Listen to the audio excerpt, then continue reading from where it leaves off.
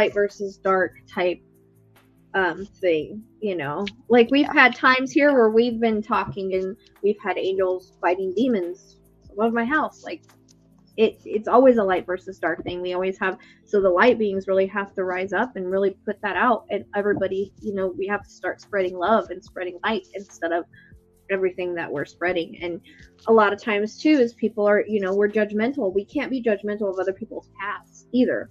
That's another thing, you know, like we have to we've never walked in their shoes, so we can't judge. We can't judge people's paths and the mistakes that they've made either, because that's what they chose in their blueprint regardless, you know.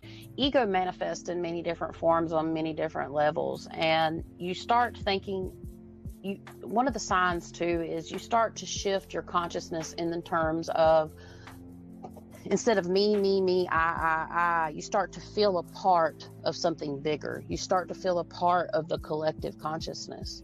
That's when you get more empathy too. And, you know, it helps us dropping our ego. I mean, we're always going to have some type of ego. We're human. Again, we're meant to go up and down. We're going to ride the wave up and down. But your ego really dictates how you treat yourself and how you treat other people in your life. And it also, the more you let go of the me, I, the bigger your eyes open up to bigger perspectives and the bigger picture in your life. Because once you get these different perspectives into your life, it can make so much change. It can literally make waves in the right direction, because you're able to actually, and everybody can do this. This is called like discernment. In my opinion, discernment isn't always just given, it's earned. Sometimes people are born with more discernment than others. And discernment's the biggest part. Even if you have psychic abilities, if you don't have discernment, you can't tell what you're dealing with. You know, you can't make reasonable, just decisions. And I think that basically having the ego and having the discernment, if you let go of your guards and let all that down and start to see the bigger picture, you can make better decisions.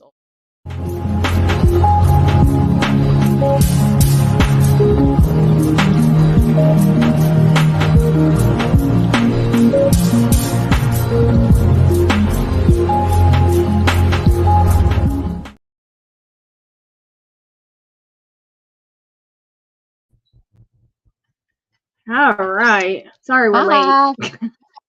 It's kind of early for us. We're late. We're running late. Sorry about that. We got a big overlay. Let me take out my.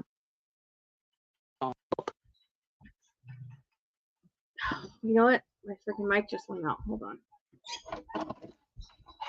That might Hold be. on. Why is this happening to me?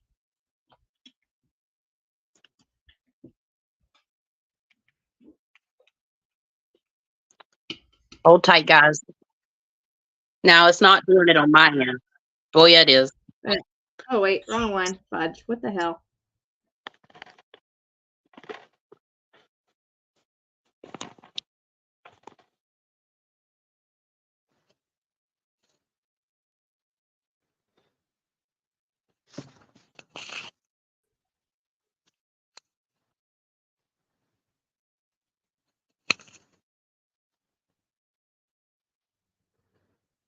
I'm just getting everything set up, and I hear like a reverb in my ear. Hey, Veronique, is there a doubling on my audio?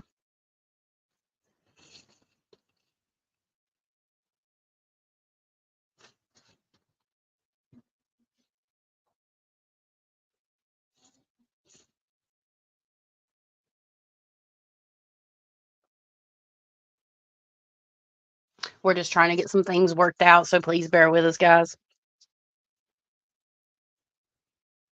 Let's see.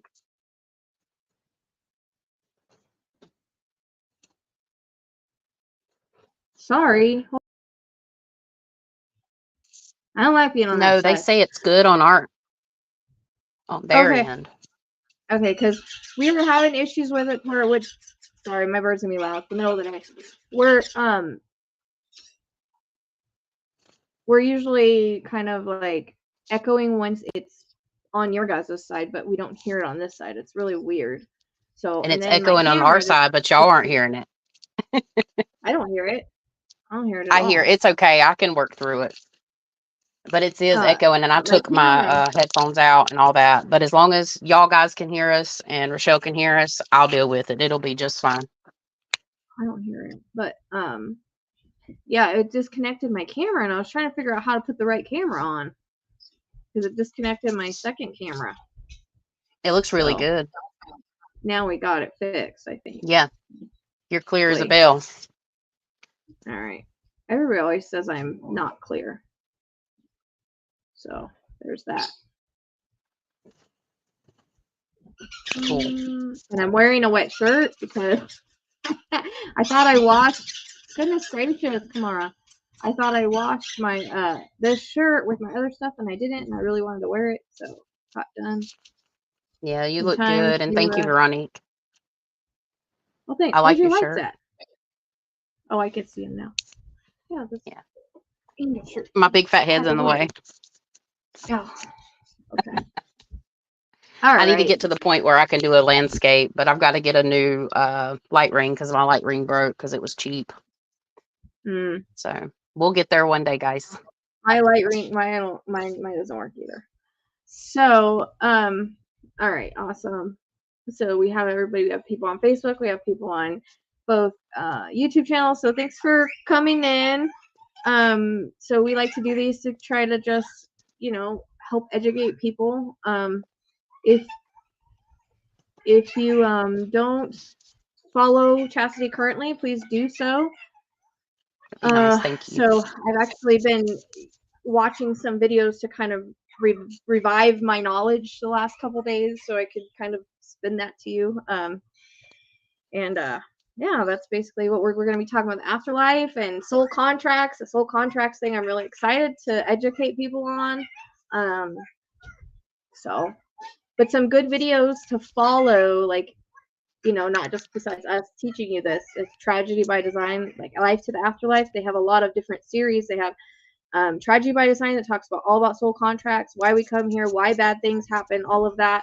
And then I love that show. I always suggest it when you want to learn about soul contracts and you want to learn about why bad things happen. That's the place that's the video to watch. It's got a lot of well-known mediums on there that talk about it. And then they also have like I Died, Now What? So then they talk about what the other side is like. And then there's one I just watched that I hadn't seen before. They're talking about past life, or not past life experiences, but near-death experiences where they go and come back. One girl died. She passed 3 times and came back. So, but this wasn't her time.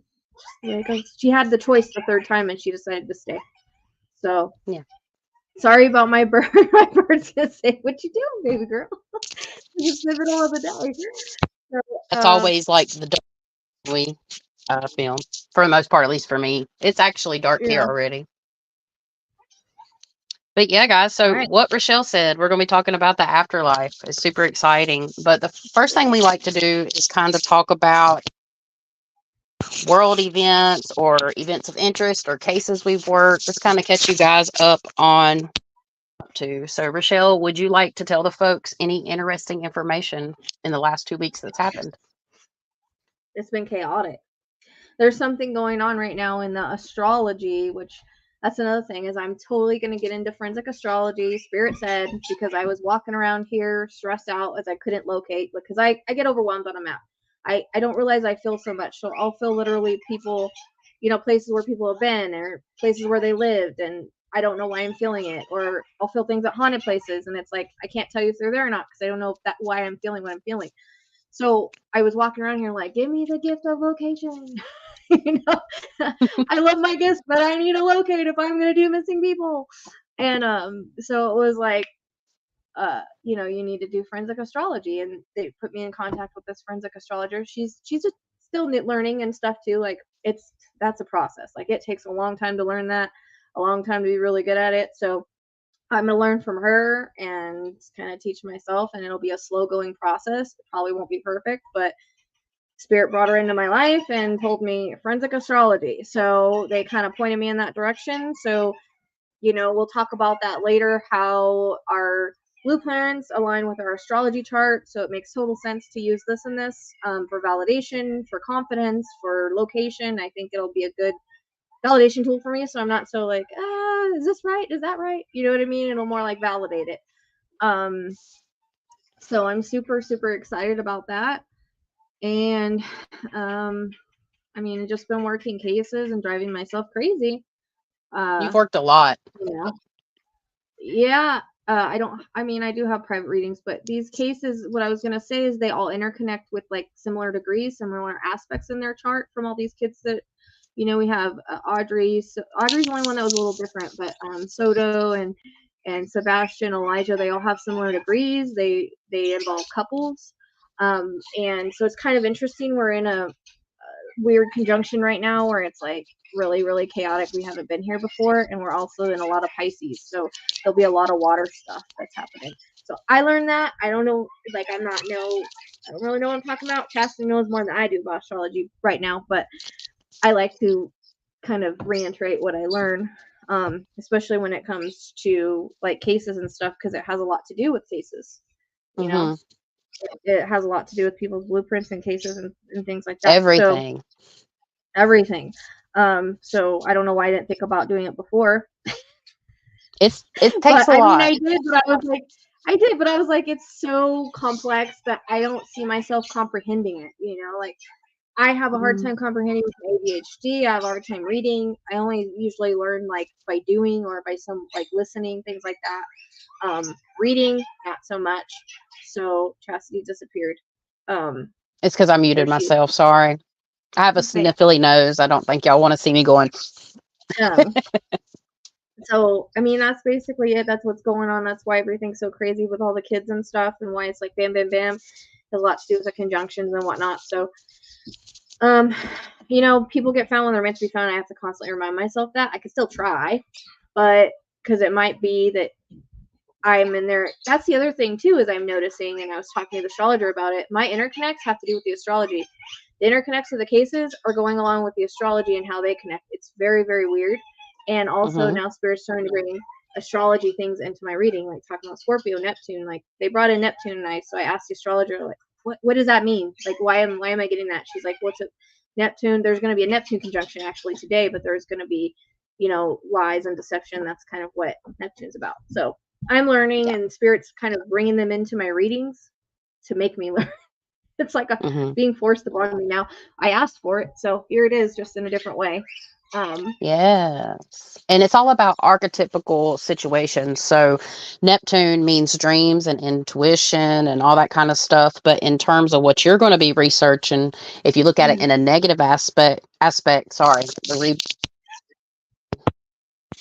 I'm going to do that. But anyways, so dreams and intuition, but in a negative aspect, it can mean lies and illusion and like wool over your eyes.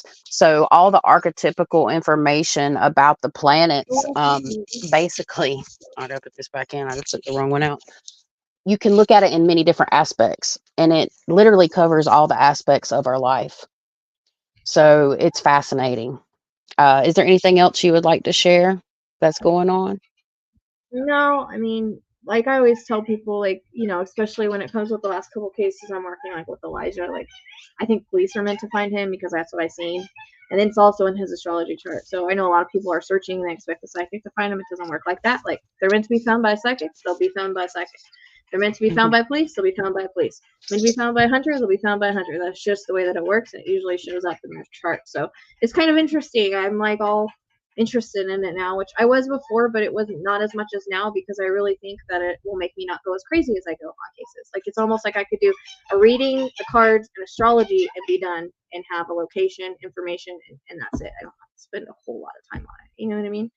Yeah, absolutely.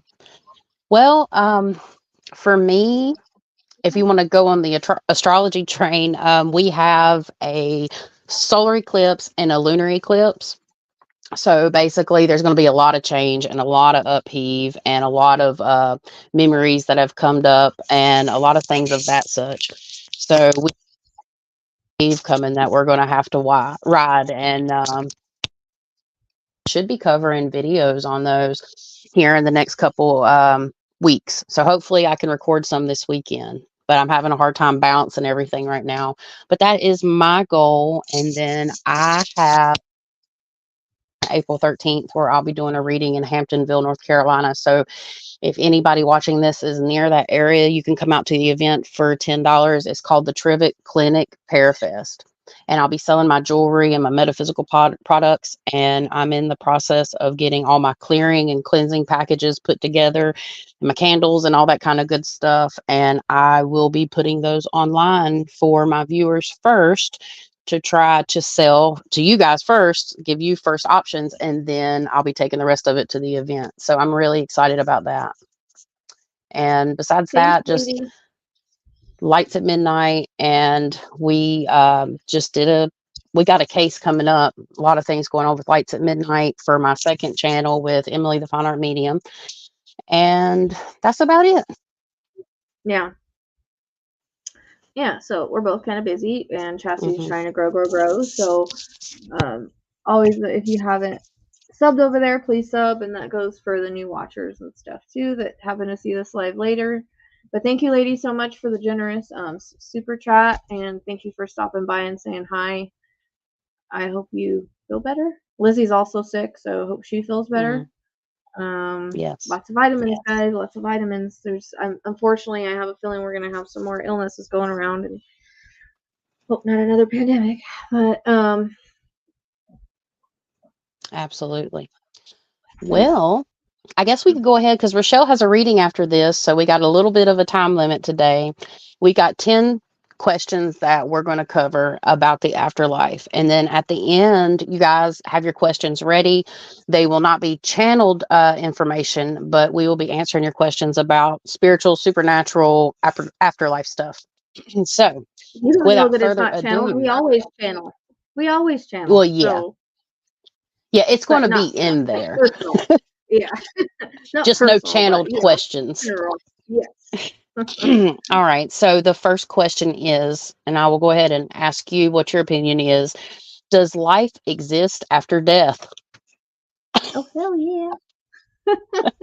you know it does. I mean, there's so much proof out there that life exists, and we are just actually a soul living. We are a spiritual being having a human experience, and actually, our whole soul isn't even here with us. Some of our soul resides on the other side, and sometimes we're even living. I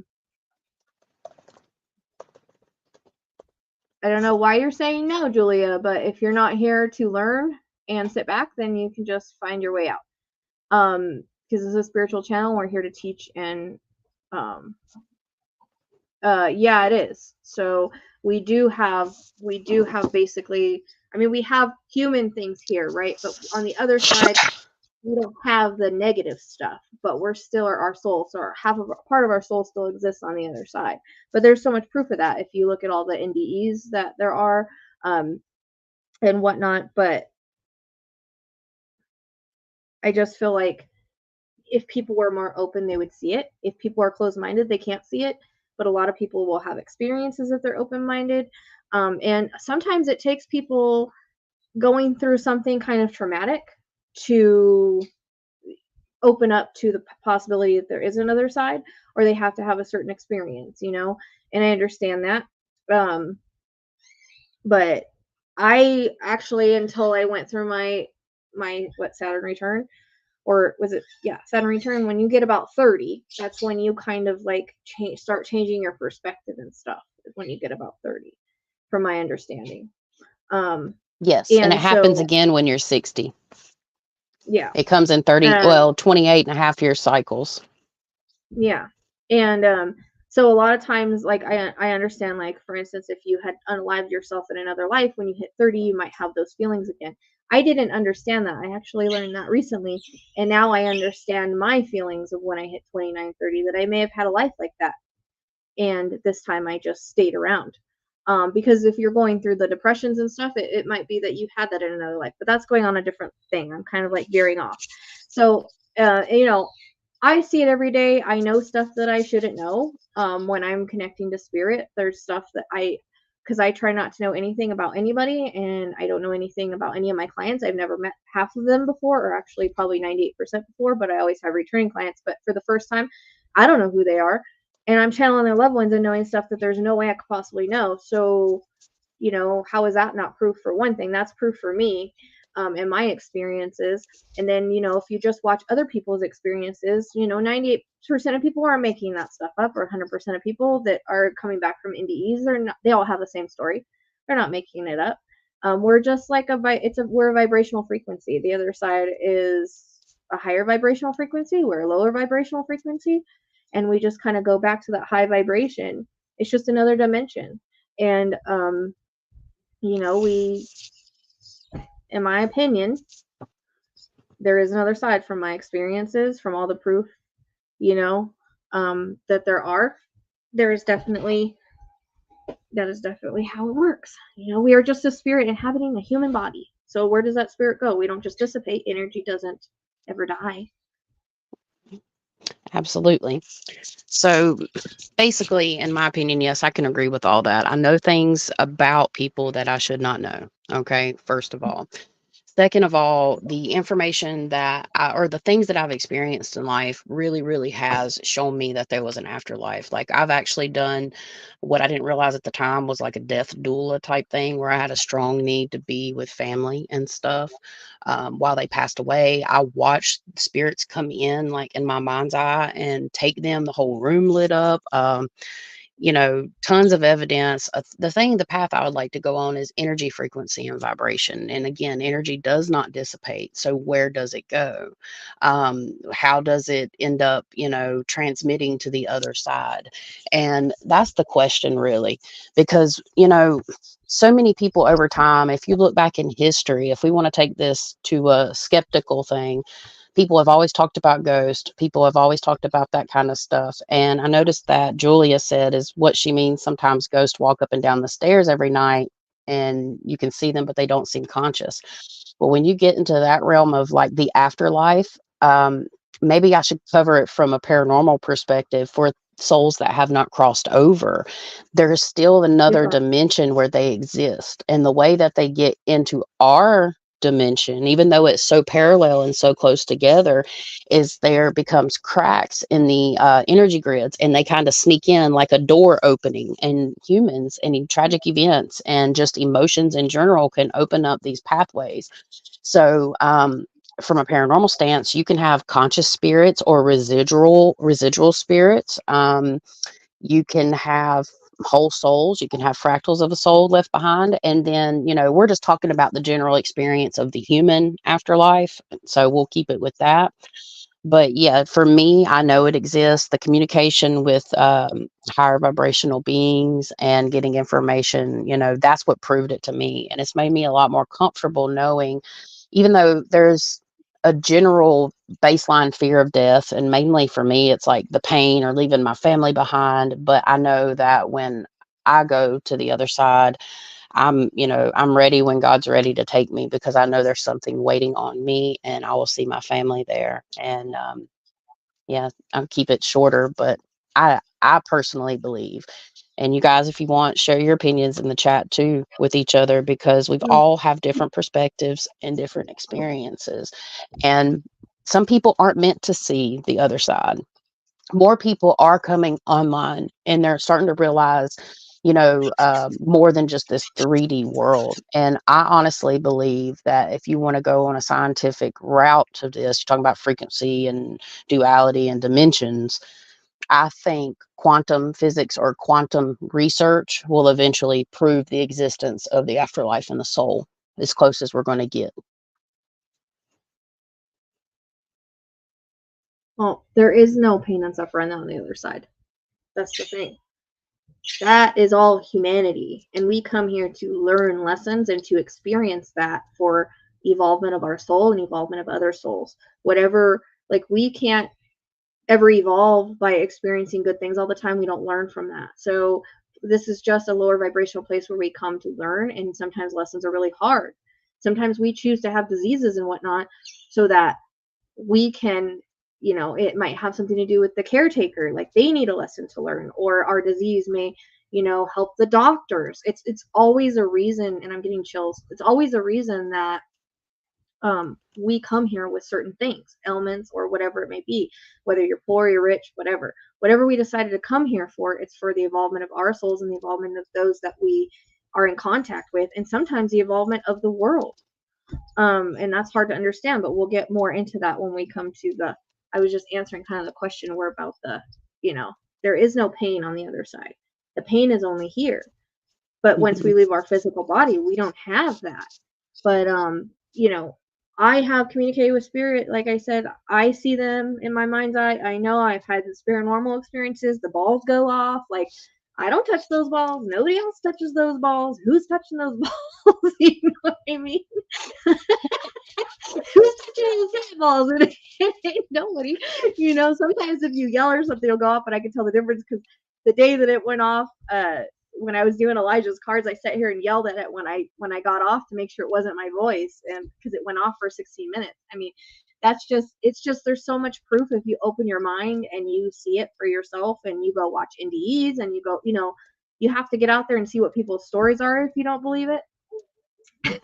And you're entitled to your own beliefs, but at the same time, it's different being skeptical and cynical. So, you can be skeptical about things, just don't be cynical about it. Like, have an open mind to learn about it. Especially if you're going to be like on spiritual channels and stuff, you really have to kind of understand how it works so you won't get it, Yeah. So. Sorry, I'm cracking up at the chat. I'm trying to pay attention, but my ADD is drawing me to say balls again. I would always say, like, no one ever touches my cat balls, so I didn't have them on. I learned that you have to hit the switch to turn them on, so now they work. Nice.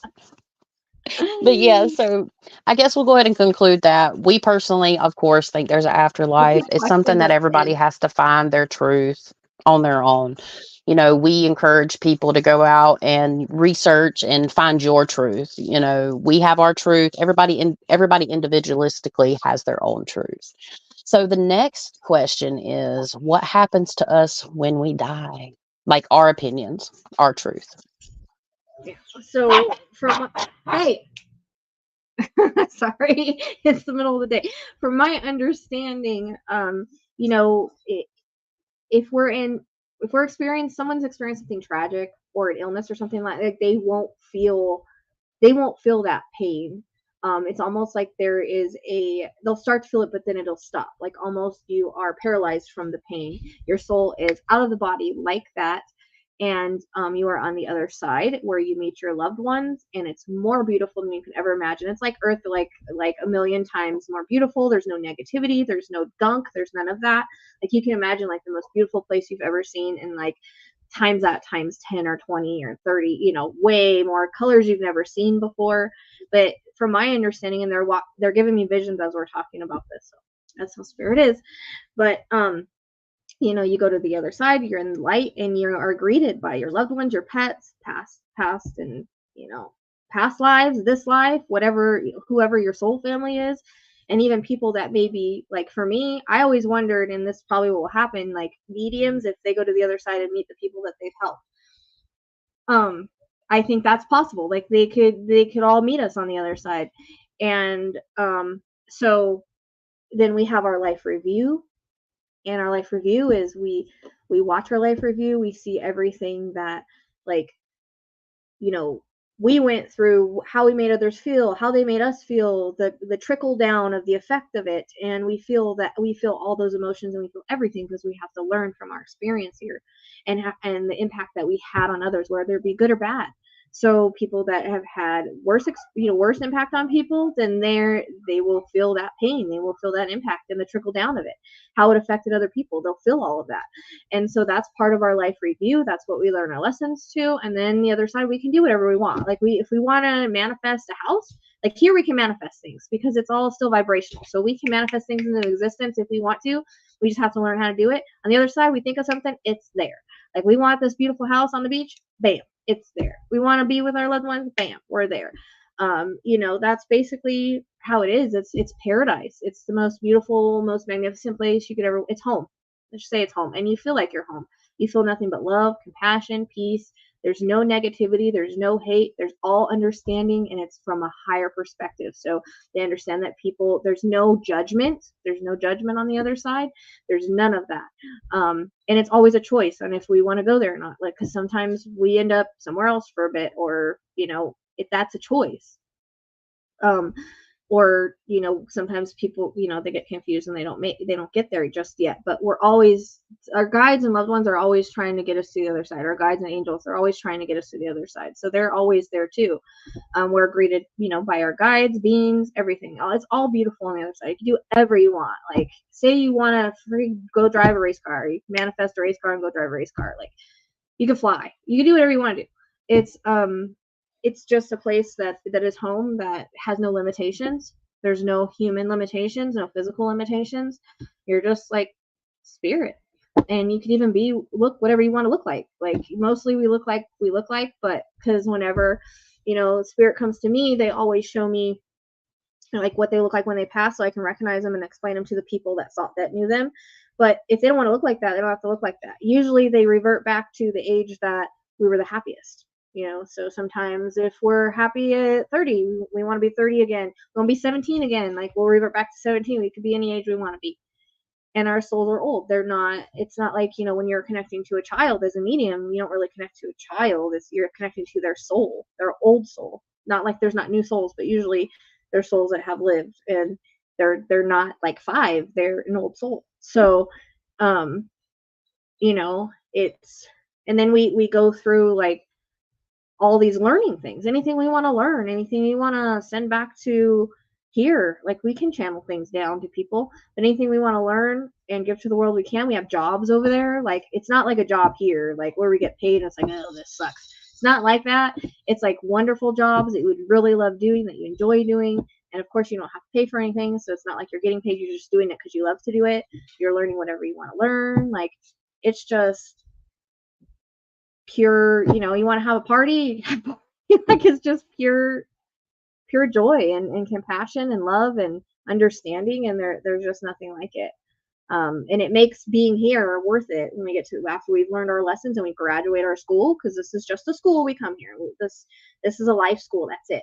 There's nothing more. That's what I tell people. Like, people start to understand that the 3D isn't like real, like this isn't reality, but this is just a place that we come to learn and grow and evolve our soul and all of that. Then the reason why we reincarnate again is because we have to come back and learn different lessons. That's why. We have to learn lessons about evolving our soul. It's about spreading compassion. It's about learning lessons. Like, that's why. And yes, we can see all our loved ones again. We see our pets again. We see everything that we've ever loved again. That's on the other side, because they're all souls too. So that's, I think I rambled. Your turn. Yeah, so Spirit's calling me to basically cover this, well, light and dark, or so, because I can't really add any time, because I can talk about what happens if you pass away and you become an earthbound spirit. If you guys are okay with that, give me a thumbs up in the chat or something. So, because if it's too spooky, because it's not supposed to be a spooky episode, but I'm just feeling drawn to do that, because Rachelle has a great explanation, and I agree with every bit of it. If you were to become an earthbound spirit when you pass away, you can see the light tunnel. Some people choose not to see that light tunnel, so they stay in that in between. So, like, some people can perceive through the veil. Again, we have those realms that it mirrors our realm. When I've been in that realm and seen things, it's like if you walk through your house, all your clutter's not there, or your little knickknacks might not be there. The only thing there in that other realm is things that have energy signatures. So, like, maybe your great grandmother's vase or china cabinet will be there, and your couch, because you sit on it a lot, and you stay in that realm. And depending, for earthbound spirits, you can ascend, right? Like Rachelle was talking about, or you can choose to stay here and be stagnant and some people descend and they evolve into like animalistic things. And I know that sounds really creepy. But yeah, like sometimes even parts of our soul stays here. So let's say you have a super traumatic event. And we've talked about this before, but this kind of goes along with it. If you have a super traumatic event, your soul can fracture. And that amount of energy and emotion that you put into it, you can leave a piece of your soul behind. And that can happen too, even because your higher self sits in, we can say heaven, or the ascended realms, and then you have the fractured piece of your soul still here, and you try to pull that back through healing. Sometimes it don't happen. Sometimes we stay in that healing phase when we transition over a little bit longer than other people too. But ultimately, let's say that your higher self is always sitting up in the ascended realms. So that part of you, while you lived here, the essence of you, sometimes your full soul can stay behind and you stay in this realm. But there's some other things that can happen. It's not very pleasant. There's no like super love and light. And that's why you have to have psychic mediums come in and help move over souls. So, that's why you have hauntings, but it's not the only reason you have hauntings. It's a very in-depth subject. Sometimes you can have things that are not even human, or non-human entities actually captivate human souls. And a lot of times, earthbound spirits, they really can stay super sad. And sometimes people ascend, but they choose not to go all the way up, and they still come back here and are kind of earthbound to help other people, but they're really not doing any good because they haven't ascended to the higher realms to fully heal their soul. So it's a lot, but it's not the best place to be. And let's say somebody was to pass away, you want to go to the light, because I've heard some nonsense, and I've been hearing it for like years now, where they're like, avoid the light tunnel, don't go down the light tunnel because you'll be forced to do this, this, and this. We have free will, even on the spiritual side, within our boundaries. So whatever boundaries have been set by the divine in this situation, we still have free will. That's why you have earthbound spirits. They don't go to the light, and it's their choice. And people do it out of fear sometimes. A lot of people that are religious, I'm not going to say a lot of people, but it's been known the people that follow a certain religion are a fear of going to hell, which is our next question we're getting ready to move into. Is there a heaven and a hell? And they don't cross over. So they might not be bad people.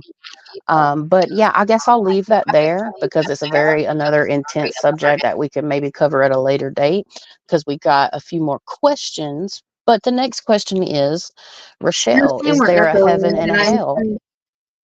they're trying to say that we're echoing, and I'm like, we weren't echoing a few minutes ago, so it's a StreamYards thing. I'll mute myself. When I was Maybe doing mute a you. crime, Maybe if I talk, you could try to mute. Maybe that'll help. if I well, no, it shouldn't be doing it because it wasn't doing it 2 minutes ago. That's what I'm saying. It's a StreamYards issue or something, because nobody's got YouTube open. This is in StreamYards.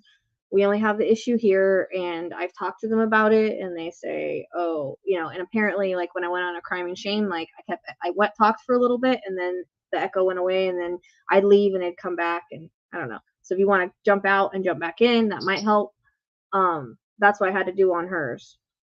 So I don't know what to say. Like, that's nothing that we can help either. How about now? I don't hear the echo at all. It only doesn't echo when on our side. It only echoes on YouTube side. Right. So it's just I don't understand. I guess we could go ahead. Let's see. Yeah, I messed up the equipment. We ascended energetically. When you kept messing with it, it was like you did something and then it started echoing. So I don't know what you did with your thing, but anyways, all right. Sorry about that. That was an interruption, but let's go ahead for the next one. So, is there a heaven or a hell? I don't call it a hell where people are there and they are being like punished. It's not like that. It's not like I don't see it as like there's this fiery being that's punishing everybody that are bad. It's not like that. It's not what, in my opinion, what the religions teach.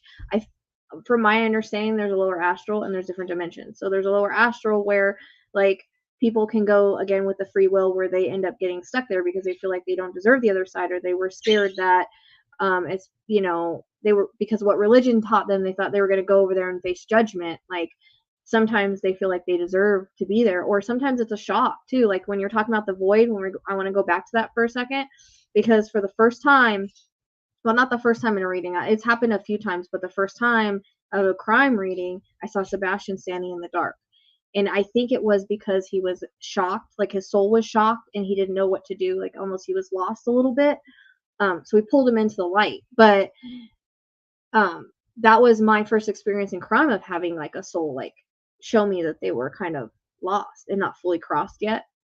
Because usually I don't have that happen. But anyways, so the lower astral is kind of just a lower vibration, and that's a place also where, like, you know, the lower energies exist, the darker beings exist. It, like, Ted was there for a little bit, so because he deserved, well, not a little bit, a lot for here.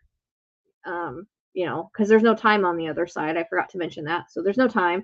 So here it was like however many years, and there it was still like just like he wasn't there that long, but still he thought he deserved to be there for all of his things because of what he was taught, you know, and what he felt he deserved. So that's the free will of staying in the lower astrals. Then he decided he was ready to go to the other side and help and be different. So that can also happen too, where you're on the lower astrals and you decide, you know, hey, yeah, I do want to go to heaven, and you can ascend. In my opinion, I mean, I've seen it, I've experienced it with him, and I've experienced it with other souls that were in the dark, and we've kind of moved, or lower astrals, and we've kind of moved them. But I do notice it's a harder way, like it's hard to connect to them over there. Like there was one lady in a reading that I did, and I could not reach her dad. Like I was having the hardest time. Like it took me like, and it usually doesn't happen like that for me. She was like, bam bam, like I can get him and I'm good. But for some reason, for like 30-45 minutes, I couldn't find him. I couldn't find him in heaven. I couldn't find him anywhere. And then I like, well, I'm going to go look in the lower astrals, and that's where he was. Because of things that he had done in his life, he felt like he deserved to be there. So sometimes it's almost like a self-punishment thing I think we put ourselves through. But I ended up moving him into the light and trying, you know, telling him like he didn't deserve it, whatever. But it was, again, his free will to go there. So in my opinion, that's kind of how the lower astrals work. And there's different dimensions, there's different levels. But it's not like the hell, like there's fire and brimstone and the devil's like whipping up. It's not like that, in my opinion. You know how the Bible depicts it. That's not how it is. Yeah. But it is a lower vibe. It is like dark. It is like there's not all the beautiful things in heaven that you would have when you went to the light. You know, it is a punishment, but it's more of a punishment of like you're not healed, you're not healing, you're stuck in a low vibration. Like, you know what I mean? Like when you go to the other side, you heal from all that trauma, and when you're on your lower astral, like you don't have your life, like your life review, and you don't heal from it, so you kind of hold on to everything and all those lower negative energies. But when you go to the other side, you heal with your life review. So people that are on the lower astral, and that's another reason why I think they're a little bit scared sometimes, because they don't want to experience that. So, you know, like in Ted's instance, he went into the light, but he had to experience all that pain and everything that he inflicted on everybody 20 times over, you know, and the trickle down of the families and whatnot. So that was one thing that, you know, I think that they don't want to experience as their life review. You can't heal from your life review in the lower astrals. That's something you only experience the healing on the other side, you know, in the higher vibration. Yeah. So that's my take on it. And I can agree. And I've seen really dark realms. Like there's more than just one for me. There's stacks of layers in the ascended realms. There's stacks and layers in the descended realm, but you start to get out. So the lower your vibration, you know, we're in a very low vibration now being here on Earth. And basically, as the easiest way is to say neutral, right? Because even though there is a spiritual side, the layers get way, way, way deeper, depending on the type of entity and the type of emotions and stuff. Do most people cross over and go to the other side into what we call heaven? Yes. I would say at least, let's just figuratively say 90%, 95%. Do some people have issues based on what Rachelle was explaining? Yes. But I personally believe that if you get caught here and we have others like entities that are non-human, even sometimes that are human, they can kind of trap people and keep them in a state of fear, because as long as people can, well, souls can manipulate other souls and entities can manipulate other entities on the other side. And that's when you have like this trap. And this is where I think some beings, human or non-human, have the ability to create an illusion, because they learn how to manipulate energy and create what I call a spiritual liminal space. Therefore, they create like this darkness. So we're creators on both ends, and we're not the only type of entities or beings in the universe that can do that. And some things are really nasty. And a human, keeping it to human souls, let's say you got trapped, they may keep you in that hellish type repetitive cycle people have seen. I do believe that. Do I believe there's a place where the devil sits and there's fire and brimstone? I believe that there is a possibility of it being created by somebody's mind. I do believe that. And Yeah, yeah, that's true. We can create things. I was yeah. gonna say that's true. We can create, like, we can create our own. If that's what we feel like we deserve, then we create it. Yeah. And, um, everybody has a life purpose. And it took me a long time to come to that conclusion. It's really about, my approach is practicing gratitude and forgiving other people and forgiving myself.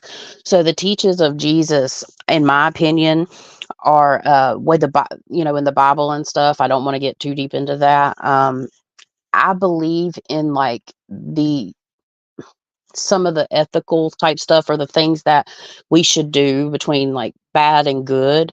I think it's just like a teaching, but it does, in my opinion, resonate into a spiritual sense, because, I asked Jesus for direction, just like I asked Angel Michael to help me and all kinds of stuff. But there is evil, in my opinion. There is a spiritual battle and a spiritual warfare.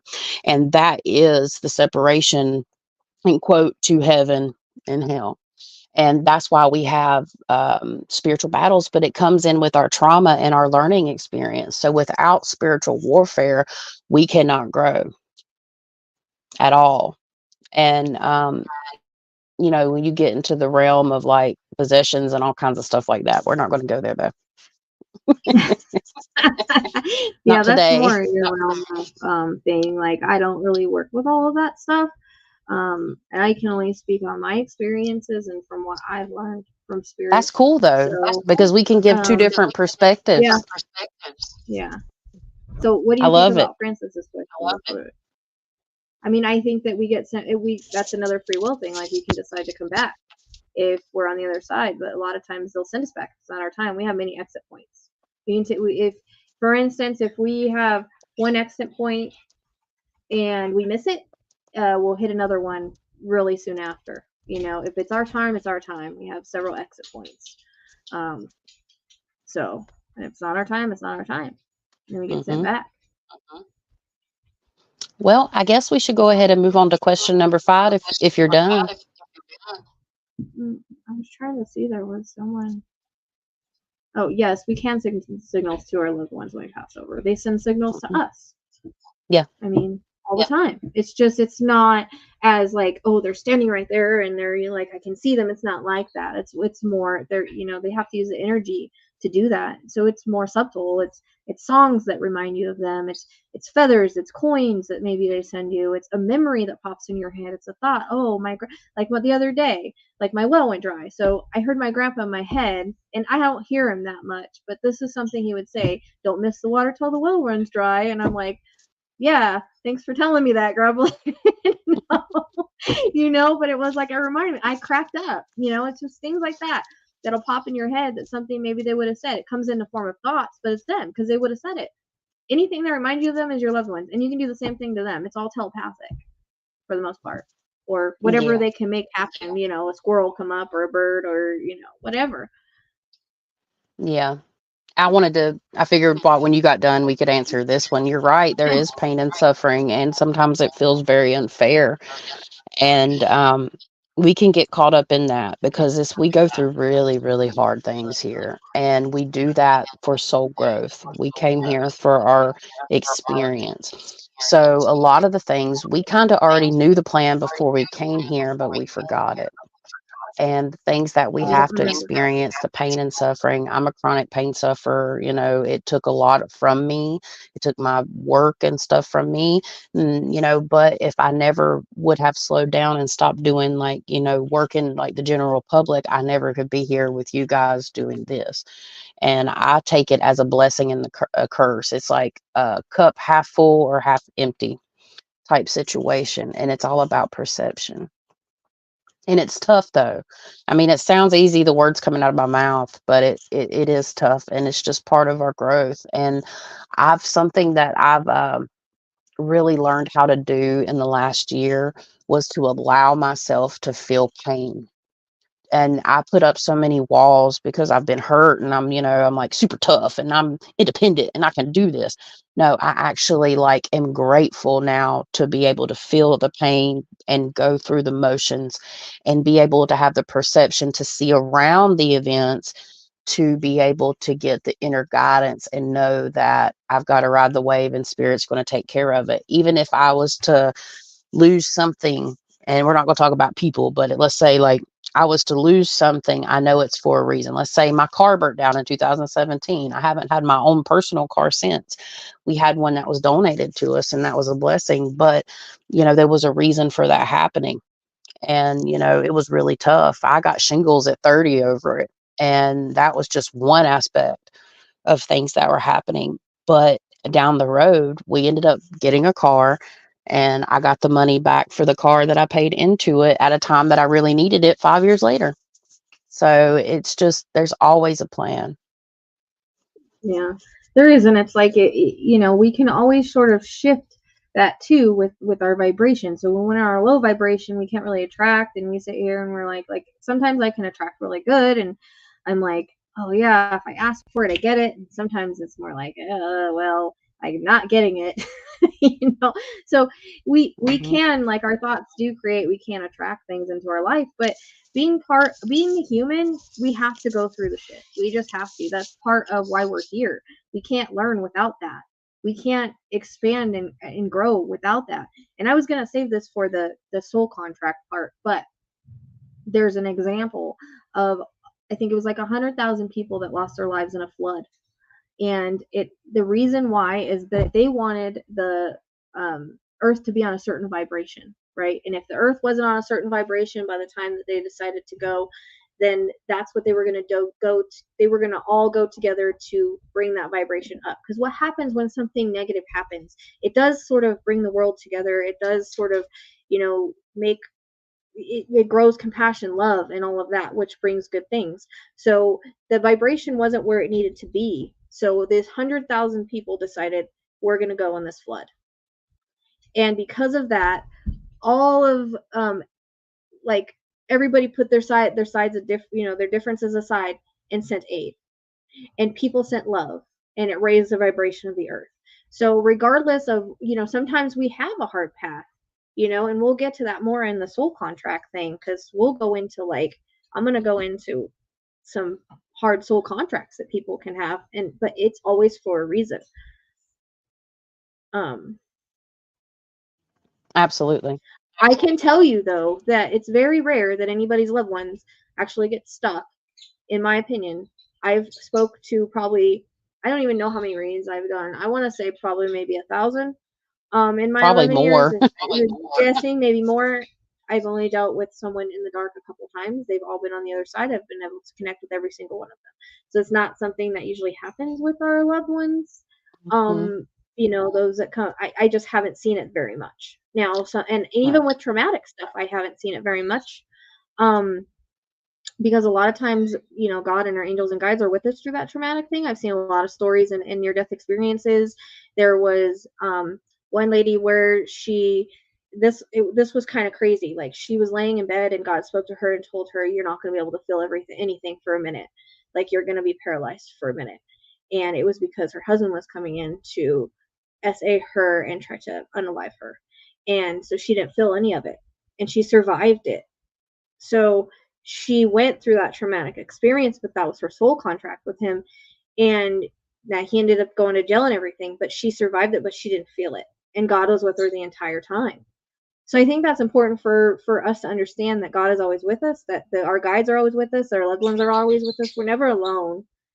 You know, we're never alone. It might feel that way at times, and it might feel like we're really stuck, you know, sometimes in life, and we go through really hard times, but without the storm, without the rain, there's no sunshine. Like, it's how we withstand the storm and get through that, walk over that fire to come out a bigger, stronger person on the other side. I'm no way who I was in my 20s. But you know, going through what I've been through and my spiritual growth has made me become a more compassionate person. It's made me become a non-judgmental person. It's made me, because I don't look at people now and say, "Oh, you know, you did this and you did that and you're a horrible person." I look at it as, well, they came here to have a really hard soul contract, and it, you know, it did what it was supposed to do, because it impacted people in different ways and caused sometimes people to change, new laws to be made, all of that. Like, there's always a purpose for that soul contract if it's difficult like that. So I've became more compassionate, I became more understanding, and sometimes we have to feel that so that we can become compassionate for others' experiences. So if we don't experience certain pain ourselves, how can we be compassionate for others' pain? That's if it changes us and grows us. There's people that decide not to do that, and that's, again, their free will, and they're just not learning. Yeah, exactly. And I just want to address this really fast before we move on. I had similar That's issues kind with of my why I grandmother or brought my it up. great grandmother. And sometimes we cannot contact our family or try to even get signs from them because of the pain that it caused. And I learned that with Rachelle, because Rachelle was able to contact my great grandmother, even though I'm a medium. That pain that we have blocks us from that connection, and truly they are okay. It's just our pain that blocks us from it. So that doesn't mean that your mother's stuck in limbo. It just means that, you know, it's still a deep wound for you, in my opinion, from my experience. Well, it's a grief thing, like, too. But I don't communicate with my only loved ones. Like, sometimes they'll pop in my head and stuff, but it's not like I'm sitting here and having a conversation, because I'm a medium. It doesn't work like that for me. And it's harder for me to actually communicate with my own loved ones, except for Rocky. He's a different thing because he's a twin flame. But you know, it it doesn't always work like that. And I can tell you that I've always been able to bring through somebody. Knock on wood. Knock on wood. I better say that now before I'm not able to not Yeah. bring somebody through. But, Knock you on know, I'm wood, me always able too. to bring. I'm always able to bring through who you want to talk to. There might be extra people that come in or whatever, but I'm always able Hmm. to bring, even if I gotta go down somewhere else. Like, that's only happened twice. Like I said, there was one Yeah. reading, it didn't come through very clear, but I was still able to get stuff. You know, and Hmm. that's just maybe they're harder to reach because sometimes they're in a lower astral. But if I do that, I'll always help them get to the other side. Yeah. But that's something that it's only started happening recently. I've never had that before. So I can tell you that more than likely your loved one is on the other side. More than Yeah. likely. From my Absolutely. experience, I haven't had a lot of experiences where they were stuck or anything like that. Hmm. Yeah. Well, I think we should just skip over number 5 because it's the nature. What's the nature of the afterlife? We've already talked about that. So we could probably move on to number 6 Yeah. about, do we retain memories and personality after death? Yeah, we do. I mean, we're still who we are on a soul level. Like I said, it's our soul and that's who we are. We're just living like in a vessel and we're playing a role. That's it. We're like in a movie. Okay, you can look at it. If everybody can look at, like, this is a stage and these are our roles, like that's what life's about. We all have a different role to play. And you know, we still have our personality. We drop the negative stuff of humanity. So we're even Hmm. better on the other side. But we still have like a similar personality. We still have you know, who we are on a soul level. Our soul is on the other side, and part of our soul is on the other side now. And that's what we talked about. Remember, I was saying like I was doing readings like in my sleep. It's because I'm working on a different dimension, giving readings. Like Yeah. my soul is traveling and doing readings on other dimension. So we're still attached to our human body until we pass, but we can travel. Like our soul, you know, we're still who we are on a soul level, whoever our soul's meant to be, without all the negative things, without the ego and all of that. And memories, we do have our memories on the other side, because it comes through in readings all the time. This was a memory, that was a memory. Remember, we have our life review. We go through our entire life, every single memory that we've ever single had. We don't even remember all that here, but we get downloaded it on the other side so that we can learn from it. We can learn from every experience. And that's why they bring through memories to us in readings to validate. Yep. And you have a thing called the Akashic Records. So all the memories of everything that has happened and will happen is there. And we communicate or connect with the Akashic Records. I'm pretty positive one of my guides is associated with that, because I'm able to pull information from here and there, just like Rachelle. We all have a guide that, you know, helps with that. They help with different things. That's where like psychic things come from, like psychic readings, like when we're able to see people's past and what might happen. That's part of the Akashic Records. It's like a psychic can read Akashic Records. Exactly. And it goes back to you know, the memories and stuff. We have experience on the astral realm with our higher self. Like Emily saying, she's had 2 experiences where she's gave readings on the astral realm. And I met a beautiful soul this past weekend that is a Reiki healer. And during my experience, she connected with my higher soul. And I was asleep, and it was very powerful. And I feel it. I feel a great difference. And I'm very blessed to have her and have met her.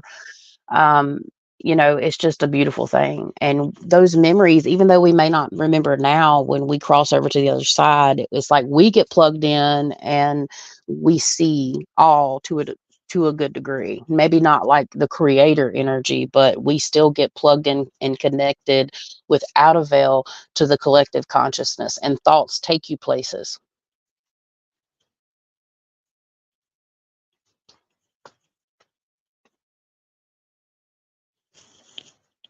Lost sound. Yep.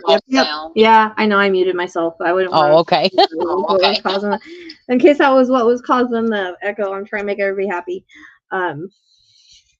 Yeah, I'm gonna mute myself too when we talk, since we're taking turns. Okay, so let's go to the next one then. All right, you ready?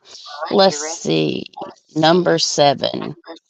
We kind of already talked about this a little bit, but is there judgment or accountability in the afterlife? No, because the other side, it's a different perspective. We understand that what our lessons are. We understand what we come here to do. We understand that sometimes we have a hard soul contracts, like, you know, we're meant to be the unaliver, and instead of the like, there, from my understanding, there are no victims, because we all chose to come here and do this. And so in reality, we're not victims, because we've had soul contracts with those people. We've had past life with those people. And I'd be reminded of a story I heard on what I was watching earlier, about there was a lady, and she was essayed, and before she left, she went and she snuck out, and before she left, she went back and she kissed her abductor or assaultist, whatever you want to call it, on the cheek before she left. And so the people that are learning all this about, like, you know, soul contracts, past life, all that, because they're going under and learning it, and they're telling their story. That's what the, you know, tragedy by design and all that I'm talking about. And so she went and kissed him on the cheek, and she left, and she said, I don't know why I did that. I don't know why I did that. Like, he just, you know, after what he did, turns out they had a past life together, and they actually loved each other a lot in their past life, but this time it was just different. There was some kind of lesson that needed to be learned there, but her soul recognized that. So it's hard to understand from a human perspective, and a lot of people may not get it. But once we understand that, you know, we're here to learn lessons and evolve and all of that, when we go to the other side, we're not judged by that, because we made that decision with ascended masters and our guides and everybody before we come here, and they always ask us, like, are you sure you want to go through that, because that's like, that's really hard, like, are you sure you want to be that? And you'll be there with the people that you're coming in with, that you're going to have a soul contract with, and you're all agreeing to this, and you're deciding, hey, is that what you want to do? Are you sure? You can decide to change it at that time, but for the most part, you go ahead with it. And at that time, you're like, yes, I can handle this. So then when we go back to the side, why would we be judged for things that we decided to learn, that we decided to go through? Like, our soul is light, no matter what our human situation is, no matter what we go through as a human. We're still light, we're still a soul, we're still spirit. It doesn't mean that we're dark because we do bad things. So there is no judgment. God's not over there like, oh, you're bad, you're going to hell. Like, it doesn't work. It doesn't work like that, because he's the one that sent us here in the first place to learn those lessons. He's not going to condemn us for that. He is all love. The other side is all love. And you can, the creator, whatever, it's you can call it whatever you want, whatever your beliefs is. All the beliefs are right. So there's a Buddha, there's a Jesus, there's all those energies on the other side. And there's no we don't get judged for the choices that we make, because we have to learn from them. We have to learn some way, shape or form. So we don't get condemned for no matter what we do. Yeah. Yeah. I agree. And for whatever reason, spirits want me to talk about like the seed of life and how we all have that spark of creation in us. So we all have that part of God in us. Therefore, we all have that access to that energy, which comes in the form of archetypes. And there's unlimited archetypes. And at any time, these archetypical, features can come out in us, and it's a beautiful thing. And we're all connected, and the judgment that we have is the judgment that we carry on ourselves, and that was revealed to me. Again, like, I don't have a huge church background, but I decided to get saved when I was 12, and I kind of moved out of that into my later teen years. But being on this journey, I've done more research and stuff. And then when I read the end, I believe, of the Old Testament, I can't remember the book off the top of my head. I think, is it Corinthians, where, God judges everybody and then everything goes to hell and he's like a hateful and all this kind of stuff. I don't know why, but I had all this emotion just pour over me. And I was like, that's not God. I bawled. And I had people get upset with me because of their beliefs, and everybody's entitled to that. And there's nothing wrong with that. But I just could not resonate with that, because the God that I know is full and loving. And so, I mean, when it comes to judgment and accountability, we need to be accountable for ourselves. Accountability comes up a lot in the type of work that I do. Because when I'm trying to help somebody get rid of like an energetic attachment or negative energies of their own, because we can actually develop things like tulpas and thought forms based on our actions and our traumas, you have to be accountable for those actions. And that's really about here on earth. So there is a certain amount of accountability that we have to have and settle with ourselves 100%. And that's just one thing I wanted to definitely add. And Becca Boo said something very interesting I want to slide in.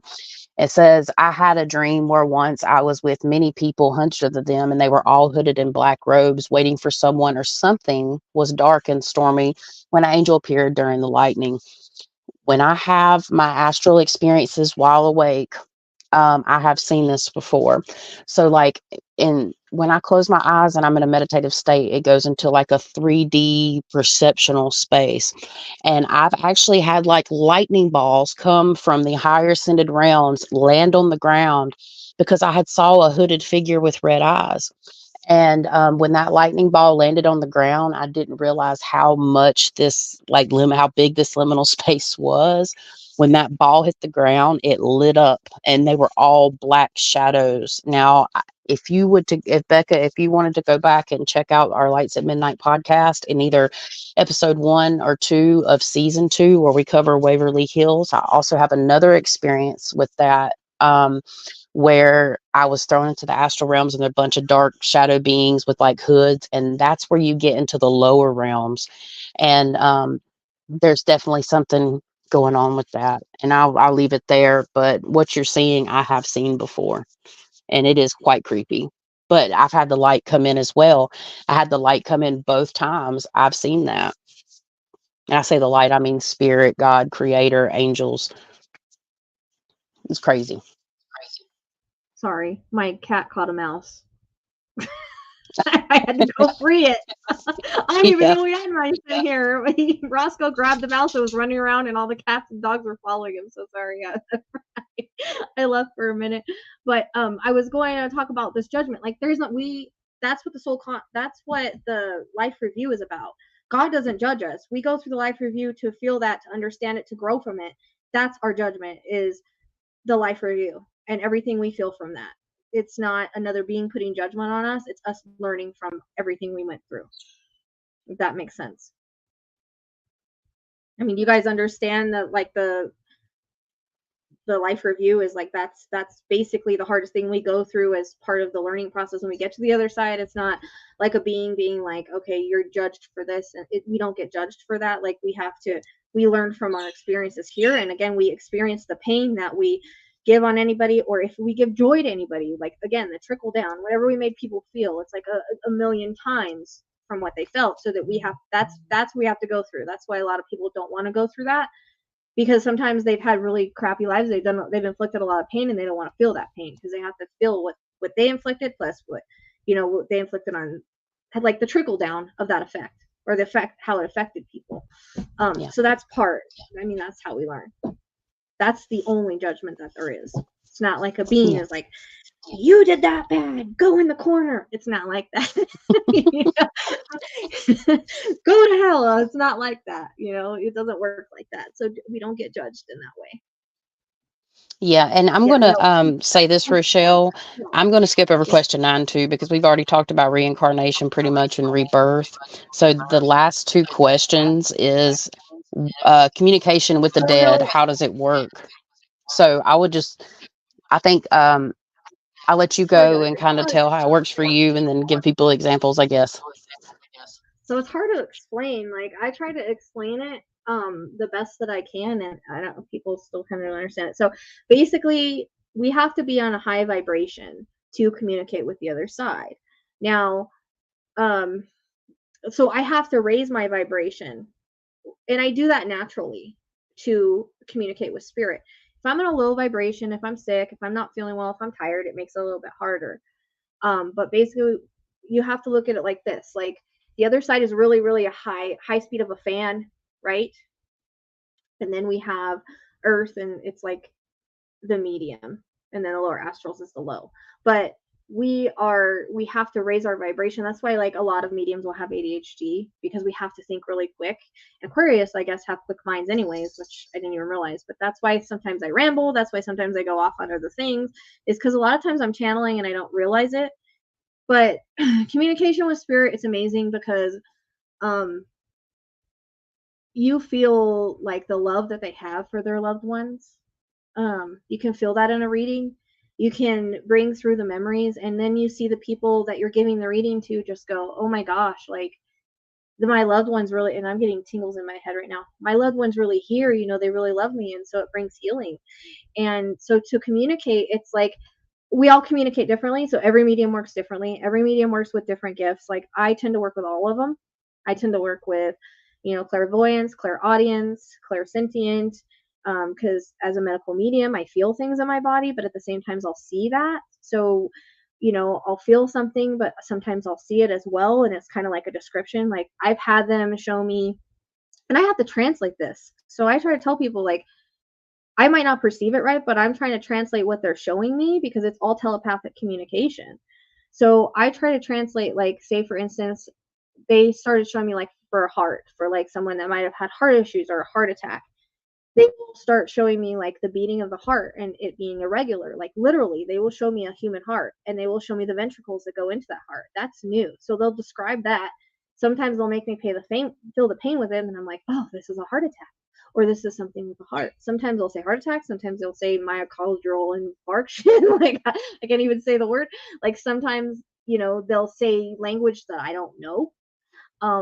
So it's like that. We have to try to figure out what they're saying, and so sometimes they'll show us things, and we have to transcribe that to you, and sometimes it might like be a symbolism like we already know, and so we'll say, well, it could mean this or it could mean that. So we are just basically another vibration. Like I always tell people, psychic and mediums, we're not perfect. Okay, we're not going to get it all. We are just connecting to another vibration. We don't know it all, because I've seen some of the most ridiculous comments.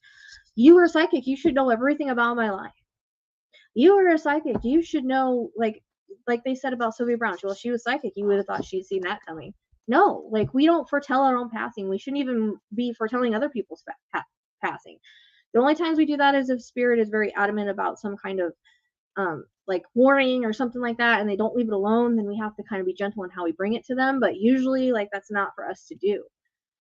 So and readings are never negative. They're always positive. So I always have people say, oh, I'm not going to get a reading because I don't know what you're going to see about me. I'm afraid. It doesn't work like that. Like everything that comes through is for your healing and growth. It's from your guides. There's no judgment from your loved ones. So say you didn't get along with your grandma or your grandpa, or you didn't get along with your husband, or your husband was abusive, or whatever it may be. Okay, the other side, they don't hold on to that negativity. So that was the role that they played here, and they don't have any kind of like resentment towards you, any negative feelings, no judgment, no nothing.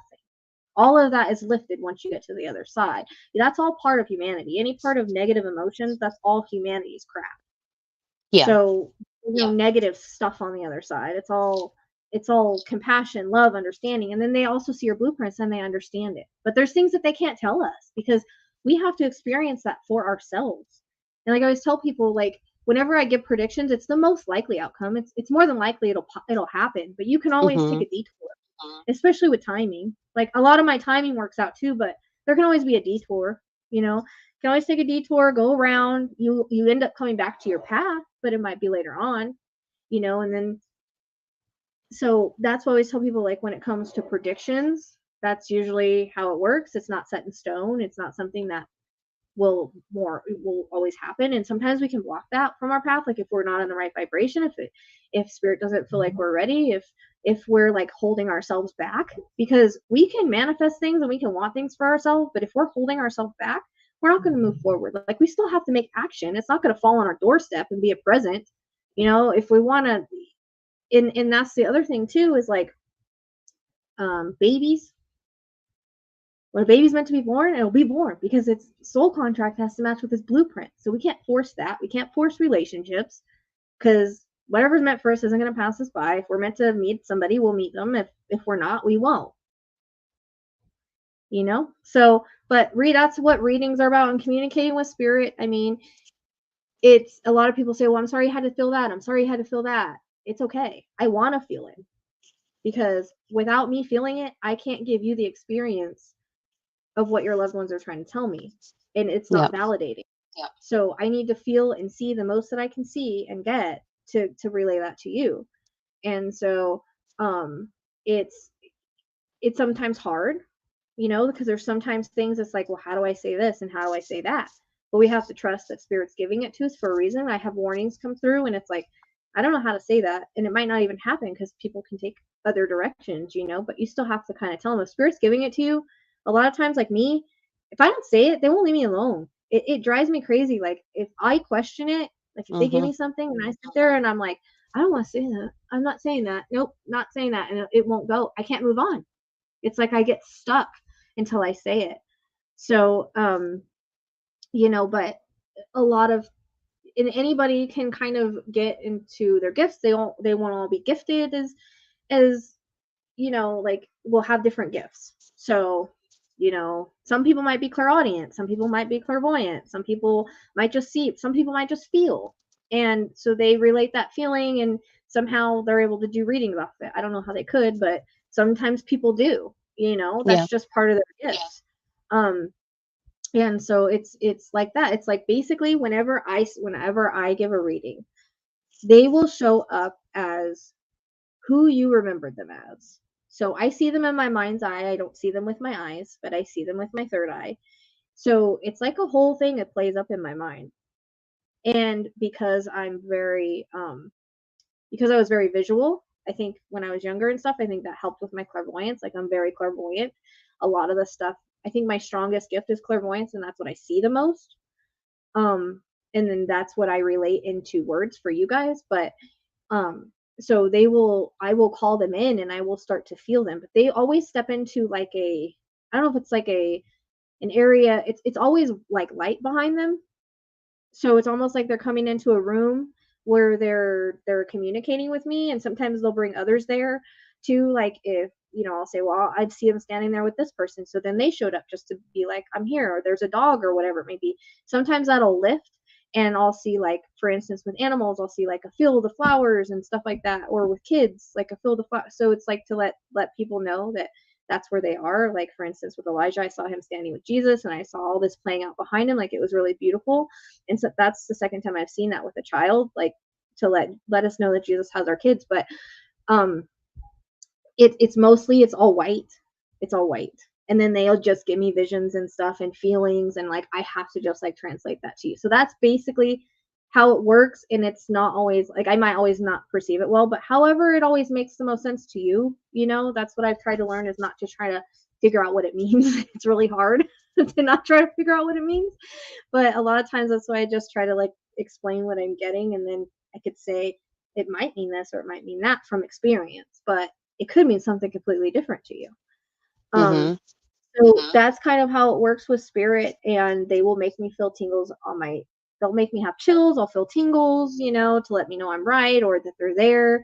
Sometimes they touch my head, and I feel like sometimes throughout this, I've gotten like little tingles on my head. I call them halo crawls. That's like spirit being like, yeah, okay, we're here, that kind of thing. But basically, I mean, that's how it is. And they always show up again as like you would remember them, so that I can describe them to you, but they can revert to any age they want to revert to. So sometimes they'll be like, they'll show up as like a grandfather, right? And then they'll revert back to like when they were young and handsome, in the reading. Or sometimes they'll show me, hey, I can dance or whatever, if they had ailments that they couldn't walk, because they don't have any of those physical limitations on the other side. They don't eat, they don't drink, there's no physical limitations, there's none of that stuff. So, because they don't have like the stuff, so you can't eat. But no, chills are spirit chills. Chills are always truth. Whenever I say I got chills, that means spirit's telling me it's true. Spirit's validating that for me. So that's and it can be, but if it's related to spiritual stuff, and you're in a spiritual mindset, it's more than likely from spirit.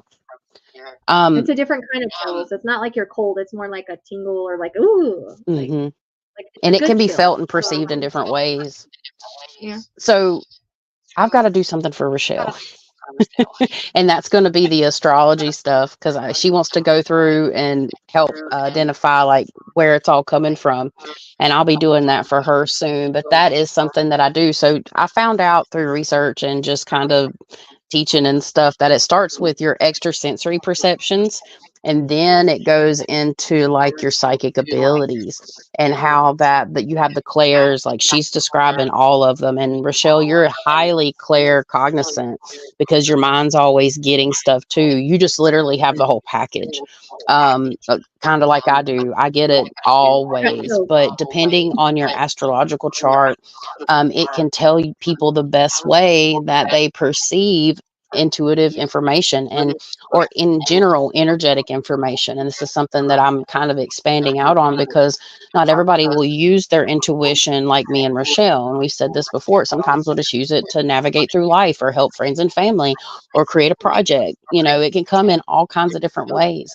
But those that are intuitive and stuff, I can use your astrology chart and different aspects and stuff of your soul's purpose, and find all that out with my natural born intuitive gifts with astrology.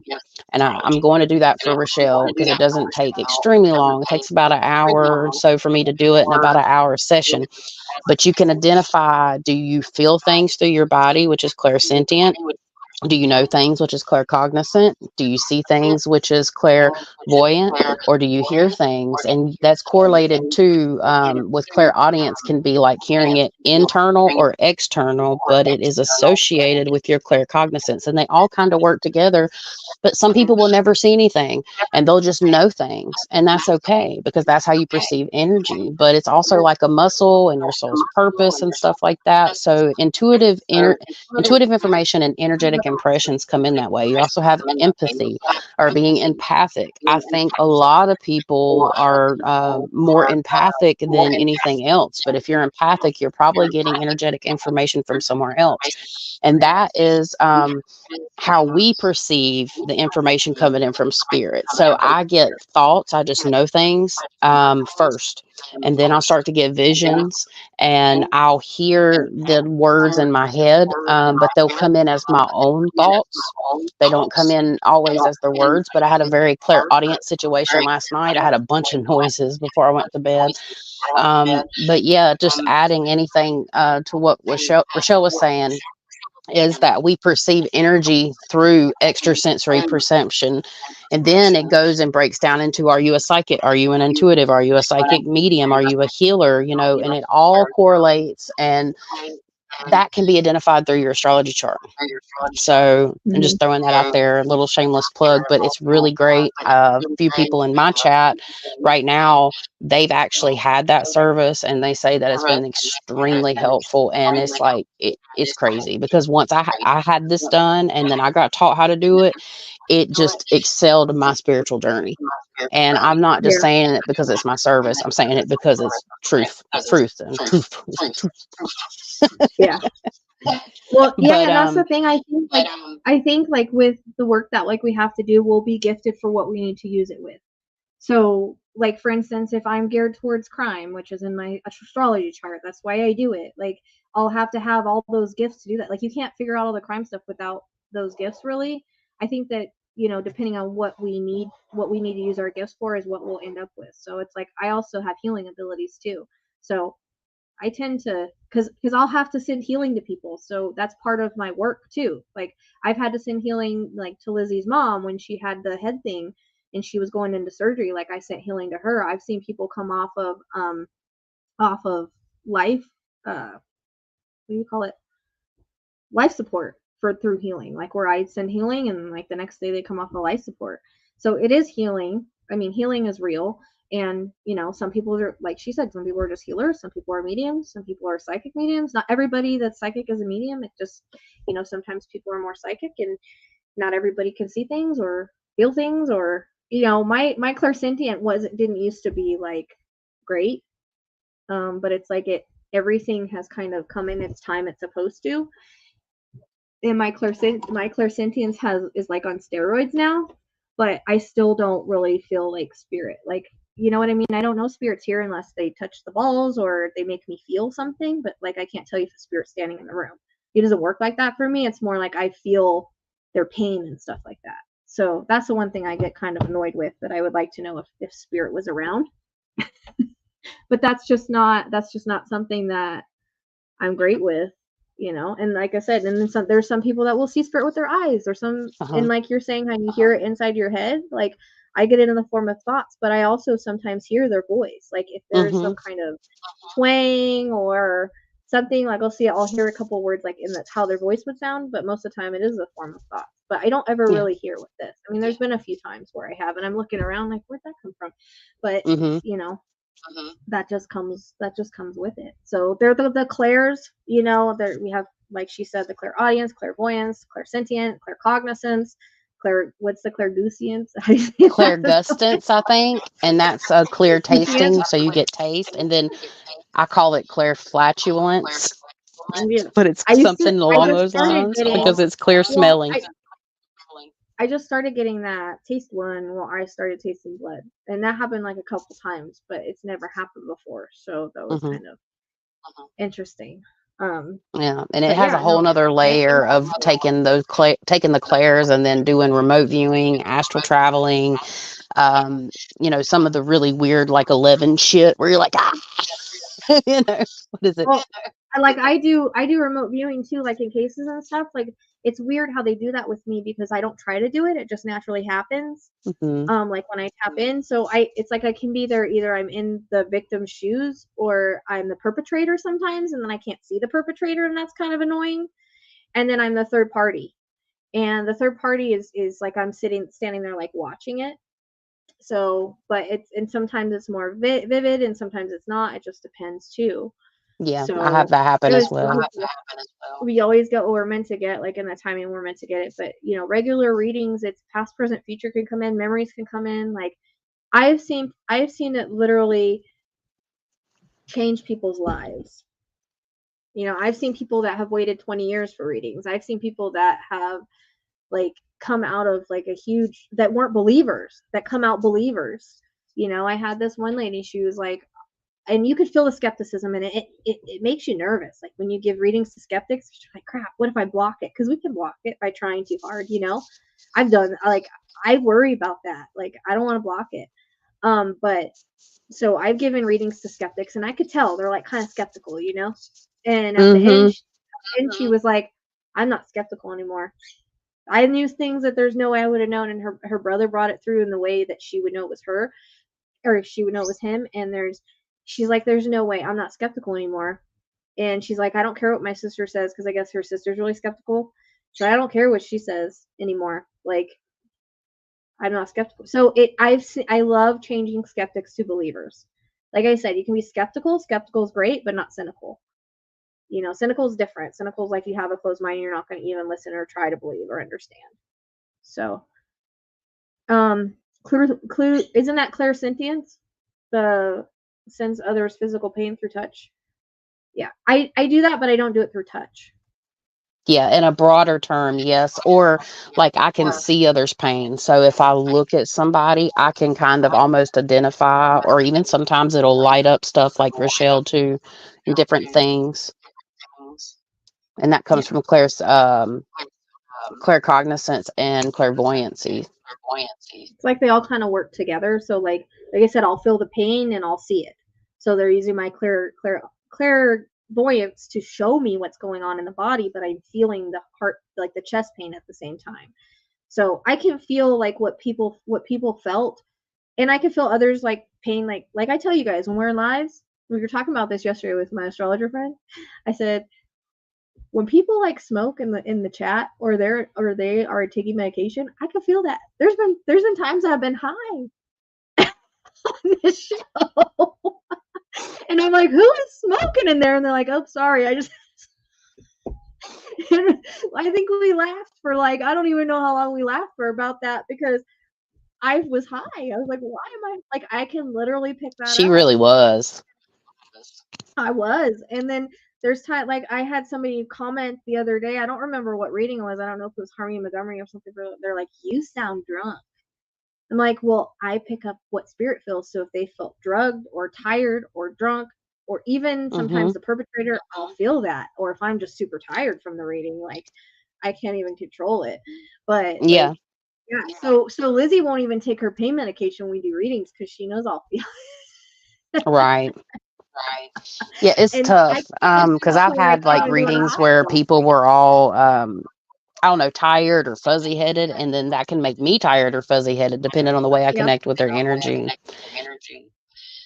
Yeah, we can feel you guys. Like if someone has a headache, like sometimes I'll try to connect to spirit, but they'll give me your stuff. So I'll be feeling a headache, and like, well, that's not my loved one, but that's me.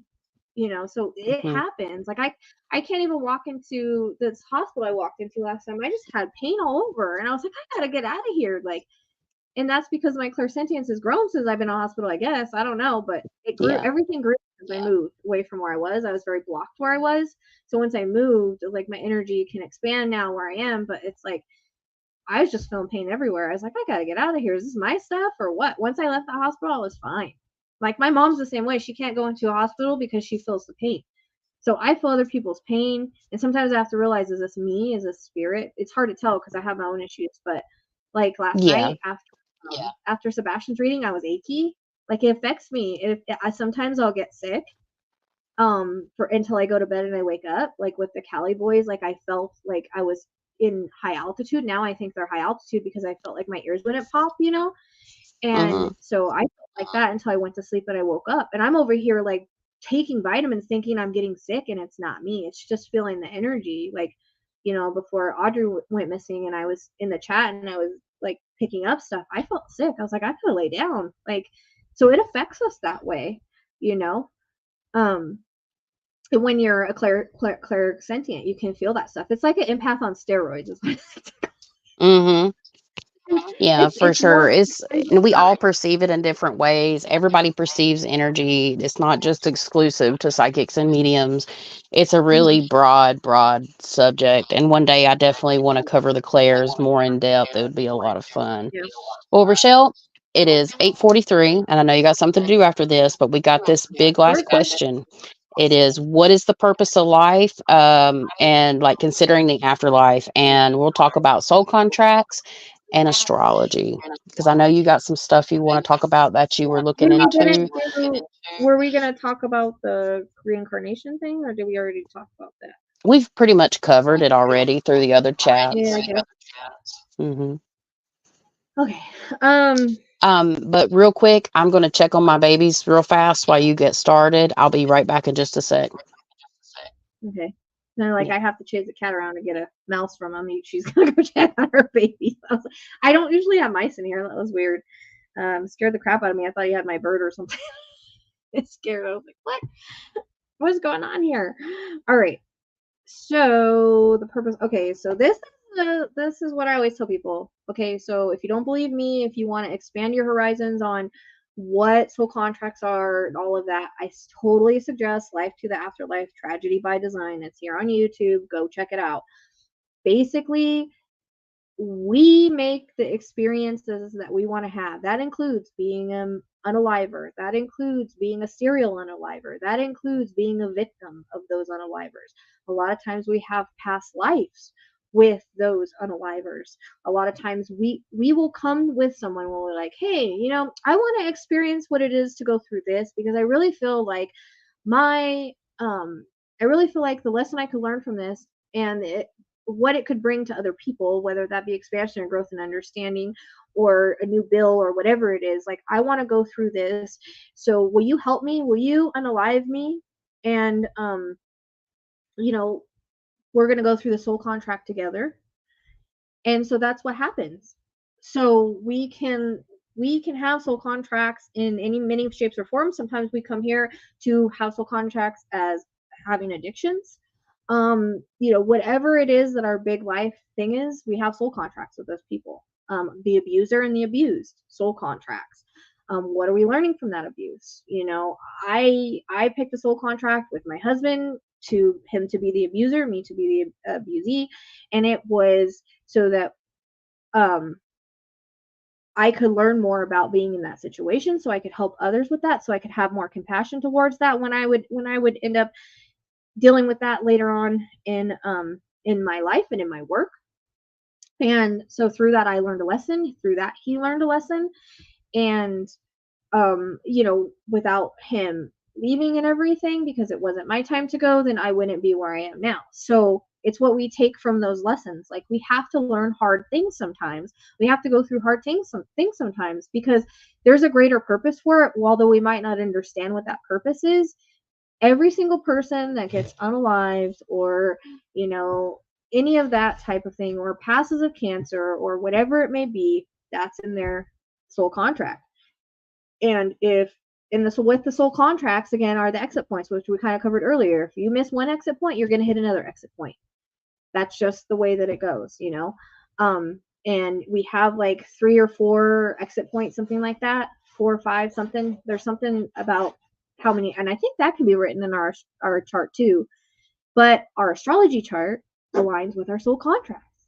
So that's why I'm like saying it's going to be so important for me to learn that, because it will validate my readings. It will validate, you know, the location and stuff, because it's weird that you can locate a body with astrology based on a crime, but you can. It's happened.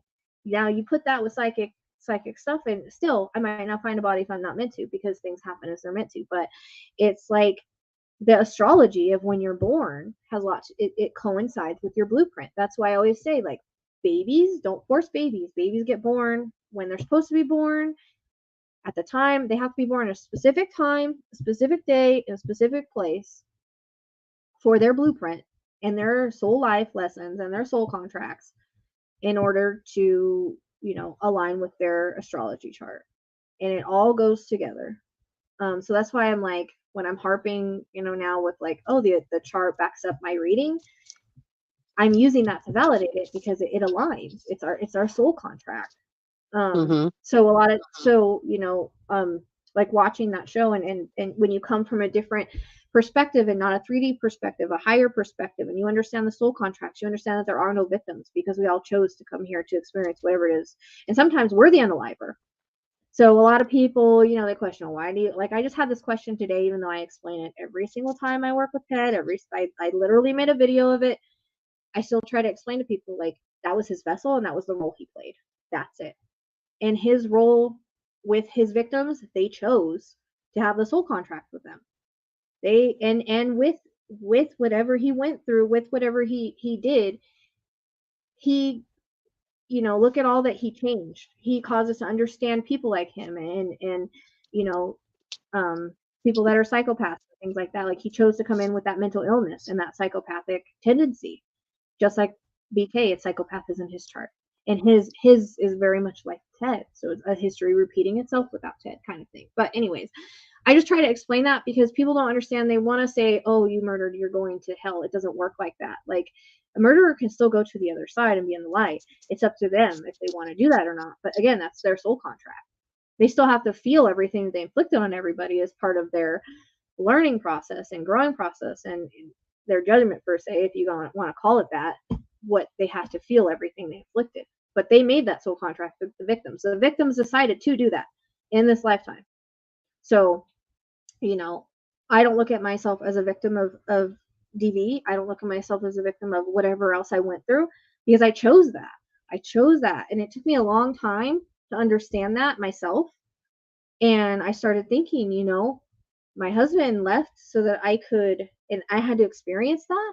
Like, that was part of our soul contract. If it wasn't going to be that exit point, it was going to be another exit point really close. And if I hadn't experienced that, then I wouldn't help all the people that I help. I wouldn't have came on this path. Like, it put me on this path. So a lot of the times when we experience shit, it's to put us on a certain path and to put us back in the direction that we're supposed to go and to open our gifts or whatever it may be. And also, like, we have to understand that we come here for a purpose, and we might not understand what that purpose is right now because we're on a human level. But before we came here, we knew why we were doing it. We knew if it was going to, like, make a difference, if it was going to bring a bill, if it was going to teach that person a lesson, if it was going to teach that family a lesson. We come here with ailments and disabilities, so that, maybe we need to teach the caretaker something. Maybe we need to teach other people something. Maybe we need to have compassion because, we were the caretaker at one time. So now we've just switched roles, and we have the soul family, the people that we choose to come in with, and they make those decisions with us. So, I know a lot of people that have a hard time with kids being harmed, but they're kids here, but they're not kids on the other side. They're old souls on the other side that decided to come into that situation. They chose their parents. They chose their life. Same thing with miscarriages and, when people don't have their babies and stuff like that. Okay. That's pre-planned. So if you're going to not have your baby, the baby already knows that. The soul already knows that. They're okay with that. They know that that's part of it because they are learning a lesson on the other side and you're learning a lesson of going through it. So I did the same thing. And I learned that, we pick all of that. So the soul, the baby knows that. It's not unaliving or anything like that. When you look at it from this perspective, people that are looking at it as another way, they're still stuck on the human perspective. But those are enlightened, those that are probably had other spiritual gifts in another life or come here to have spiritual gifts in this life, that are here to educate, that are here to learn. They see things from the divine perspective, from a different perspective, from a higher perspective. We see things as we came here to learn, grow, evolve, and graduate. That's it. Like, we're not a victim of anything because we chose to go through that.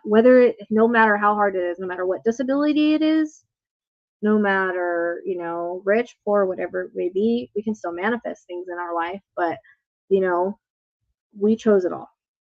So, and that includes partners, whether it be an abuser or whatever it is, we chose that partner. We've probably had many lives with them. We have lots of different soul families.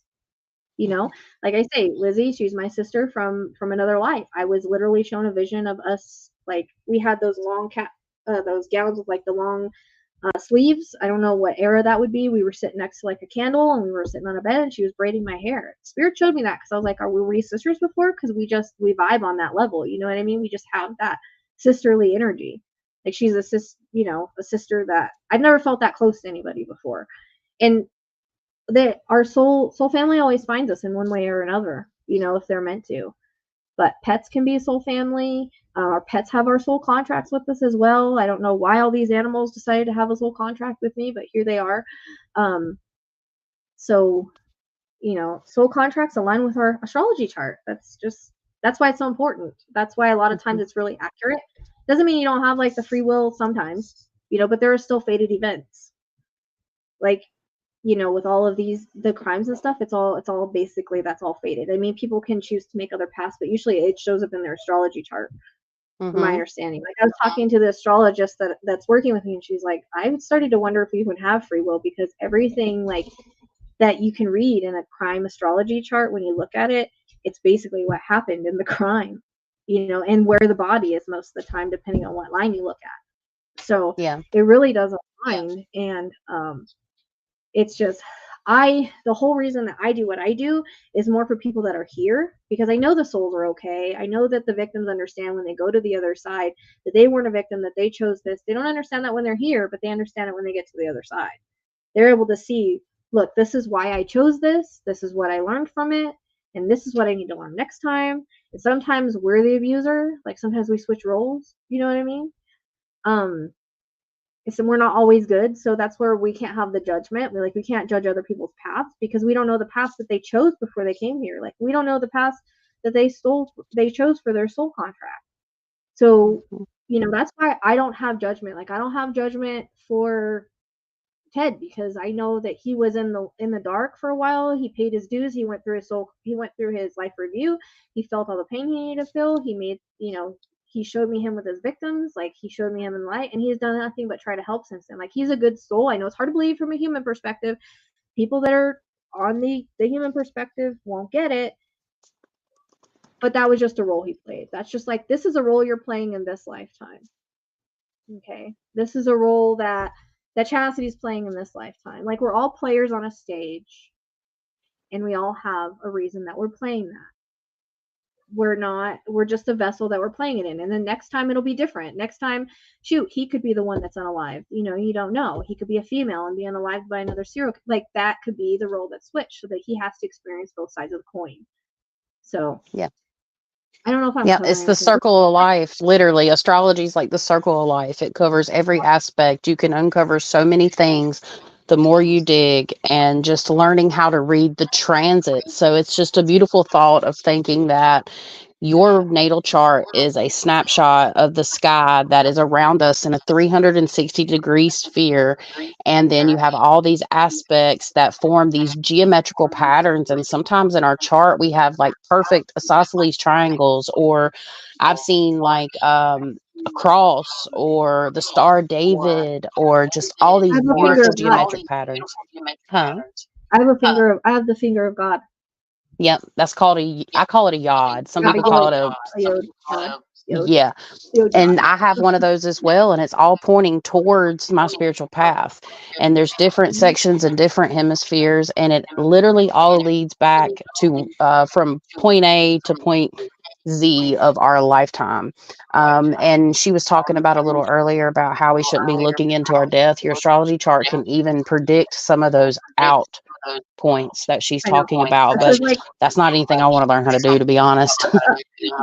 I was like, when I learn crime, I'm not going to look at my son's chart, because like, literally, I have, he's 19, so he's out on his own, so I worry all the time, you know, because I think it's because I do so many, but what's meant to happen is going to happen. I can't change it anyways, but I do so many readings of people that have lost people his age that it makes, you know, it like makes me see things differently, like, so.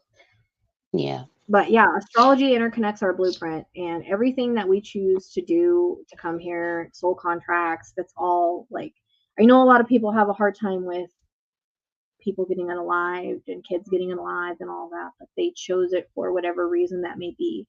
Only the soul knows, and only like sometimes it's a law, like, you know what I mean. And I think the reason I got the stuff on Lakin ahead of time is because now there's a law coming out, and that came out in the reading. So that stuff happens so that there can be a law created, so that there can be light brought, so that more people band together, so you can raise the vibration. You know, that's not to say that like there's not dark energies that don't make you do things, because there is. You know, that's a whole nother side of the thing, but most of the time things are fated. We have soul contracts that happen, and sometimes it's dark. It is, but that's the path we choose. Like, again, we're just players on a stage. Yeah. And people are asking about astrology. If you want to just get like your natal chart, I mean, there's a lot of factors and a lot of different types of astrology. I use you can use whole sign houses for somebody that may not be as astrological fluent, but it can change things. You have the Palladius houses too. It's just a bunch. But if you go online, you can find information about like where you plug in your birthday and your birth time, and it'll give you your chart, and it can give you some information as well. But to have your chart properly read, I would highly recommend to find an astrologer to do that if you want to look into a certain aspect of your life, because your natal chart tells you a lot about yourself. But when you add in your transit chart, which is the moving sky, which is the present, then that's where you start to get all these things that Rachelle's been talking about, because you have to basically take two astrology charts, put them on top of each other, and then interpret them. There is software that can help you with that, just for people that are And asking. Cassie does astrology though, right? You do astrology. Mm-hmm. So if you want to pretty do much. I mean, go ahead. I'm sorry, I couldn't hear you. I was saying they can contact you for an astrology, like we were talking about before. You can absolutely, and we can talk about different things, transits. I'm starting to get into synastry. I really don't do a lot of love readings. It's just not part of my calling, but eventually I'm going to be taking out my general intuitive like guidance readings, where people can just ask me questions that aren't related to like their soul growth, whether it's for their job or whatever. I'll always do that. But as far as like, you know, kind of getting in other people's business and stuff like that, I won't be doing those types of readings anymore, and I'll be switching over to astrology for all of that. And then maybe with some cards, because I'm really focusing on being a spiritual guidance teacher, coach, manifestation, paranormal, astrology. And if anybody's interested, you can go to any of my socials, or you can email me at the luminarylunabeams@gmail.com, or you can DM me in any of my socials, and we can talk. And then my services snapshot is at the top of all my socials if you're interested. And thank you, Rachelle, for reminding me. Description box, all the information. Oh yeah, she's got it in the description. Yeah, so and I can put it in mine when I'm done. I'm gonna answer this real quick. There's no language barrier. Mm-mm. There's no language barrier. So just because they spoke a different language here, they don't really speak it over there. That's just a human thing, you know. It doesn't mean they don't, like, sometimes they'll ramble off Spanish words so that I know that they spoke Spanish, so I can validate that to you, but I don't know what they're saying. Sometimes it's words I know, sometimes it's not. And I'll just say, oh, they sound like they're speaking Spanish. So that's just a validation, but there's no language barrier on that. But, I mean, the purpose of life is to evolve, grow, expand, learn. Like I said, it's a school, so we need to come here and learn our lessons, and we don't want to tap out early. Sometimes it gets really hard, and we feel like we want to tap out early, but we don't want to tap out early because, like, say, for instance, if you lost, like, you go to the other side, you don't go to hell. I want to bring that up there, but sometimes you can be on another level for a little bit while you heal, and sometimes you have to come back and learn the same lessons. And, like, say you lose a loved one, and that's why you want to unalive yourself. You don't want to make that choice because you won't be with them right away, and they don't want that for you. So that's also cutting your contract a lot of times. Sometimes it's in our contract, but sometimes it's not. And we're like, it's like we're voiding our contract out. And that means we got to learn the same lessons again. Sometimes we got to come back and deal with that shit again.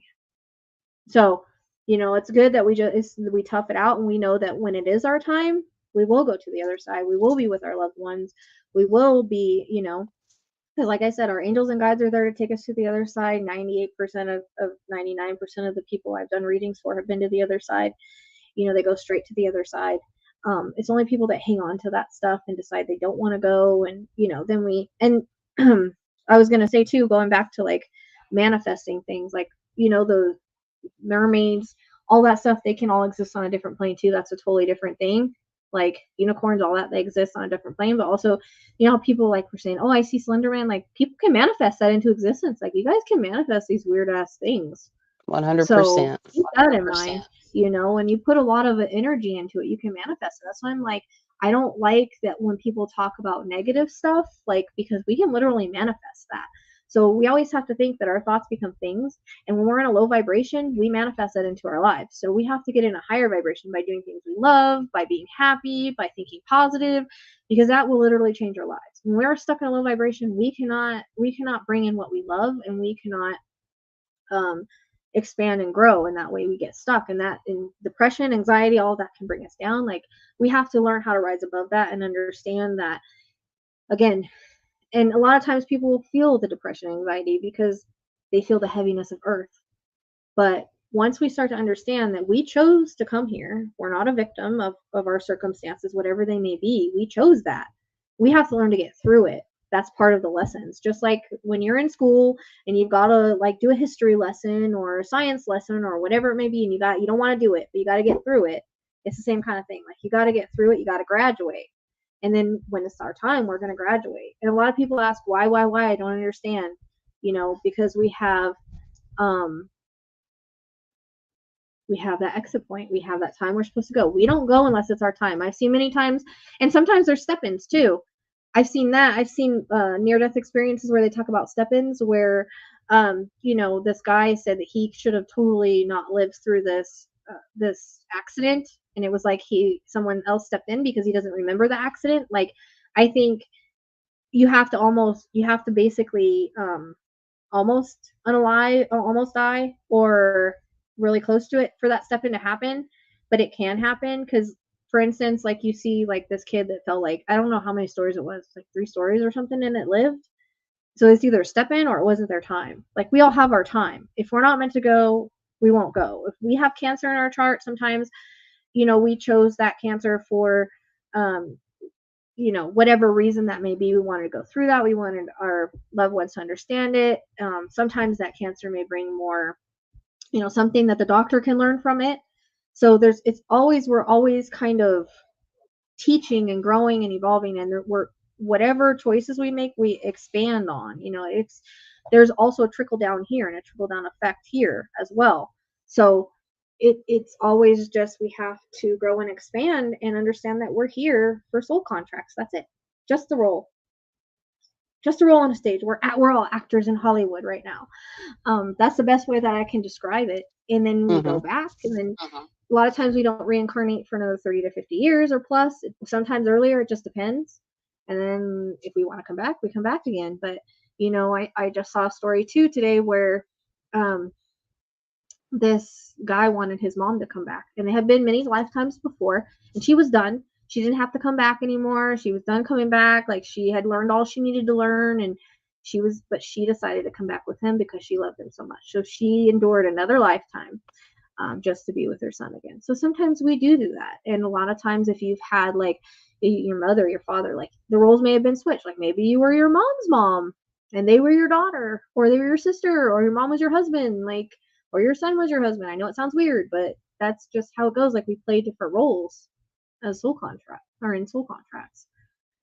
So steps in for what? Like angels, like it's just not our time yet. Angels, guides, whoever, they'll step in. And like today, like I said, if you watch a Tragedy by Design, like they have all these stories on there in the life to the afterlife. But this one lady, she had 3 different times that she was supposed to die and she didn't. The last time she was falling off of a ladder and she froze in midair, and it was like time stopped, and they came and asked her. They said, "Do you want to go or do you want to stay?" And they said, if you stay this time, you have to make a difference. You have to use your mediumship skills, because she'd already been to the other side twice. So a lot of times when we have near-death experiences, we come back with gifts. I don't know if that's what happened to me or not. It might have had something to do with it, but they told her, they said, you need to use your mediumship skills. You need to do this. You need to do that if you're going to stay. And she said, okay. And because she looked at her kids, because she was frozen in time, and she said, I want to stay. And she stayed. She still had like disabilities from the fall, like it missed her brainstem just barely. Like she was lucky to be alive, but but the angels and everybody were there. So they will intervene if they're supposed to intervene. If it's not your time to go, you won't go. Like if something happens and it's not your exit point, or if you're meant to still be here, you still got work to do, or like they want you to, come back and use your mediumship skills or whatever it may be, then they'll send you back. But you know what? I see all these people that have all these experiences near death. I didn't have any of that. I feel cheated. That was my mother. My mother saw nothing, but I tried to tell her she wasn't completely out of body. If you're not, Yeah. I mean, crossing over, more than likely you're not out of body yet. And it depends on what you've done to get to that point. Certain, substances can cause just blackouts, even if you're trying to come back. Sometimes it's not that, just sometimes you don't go out of body. And plus, they'll give you stuff if you're in the back of an ambulance or something. But Rachelle, would you say you want to open up questions? I know you have something to do after this. Yeah, I'm just texting her real quick. Okay. So we could probably take some questions, guys, if you want to write them down below. And maybe for the next like 10 minutes, and go ahead and see if you got anything you want to ask pertaining to this or anything else related to spirituality, paranormal, afterlife. I know there was another one where people were asking questions that I wanted to talk about. This lady, she was ready to unalive herself. She had lived with depression for 2 years, and she was tired, and she had took her kids on one last vacation, and she was sitting there and she was writing out her note. She hit the floor, and she's taken out a body and taken to the other side, and they said, look, everything is as it's supposed to be. And she realized that there was another side. She realized a lot of things, and she was put back in her body, and she was able to continue her life, and she no longer wanted to do that. So I realized that sometimes life gets hard, life gets tough, and sometimes we want to give up, but we can't give up because we chose to do this. Regardless of how hard it is, we thought our soul was strong enough to survive it. We chose it. So now we got to tough through it. I mean, I've been there. And like I said, at 30 years old, it comes a time where you kind of go through a lot of stuff, and you'll either evolve or you won't. Or sometimes if you've had that in your past life, like it might come a thought and you might try to do it again, but it doesn't work. Like 30 years old is supposed to be like an important time for you to kind of realize who you're going to be at that point. Mm-hmm.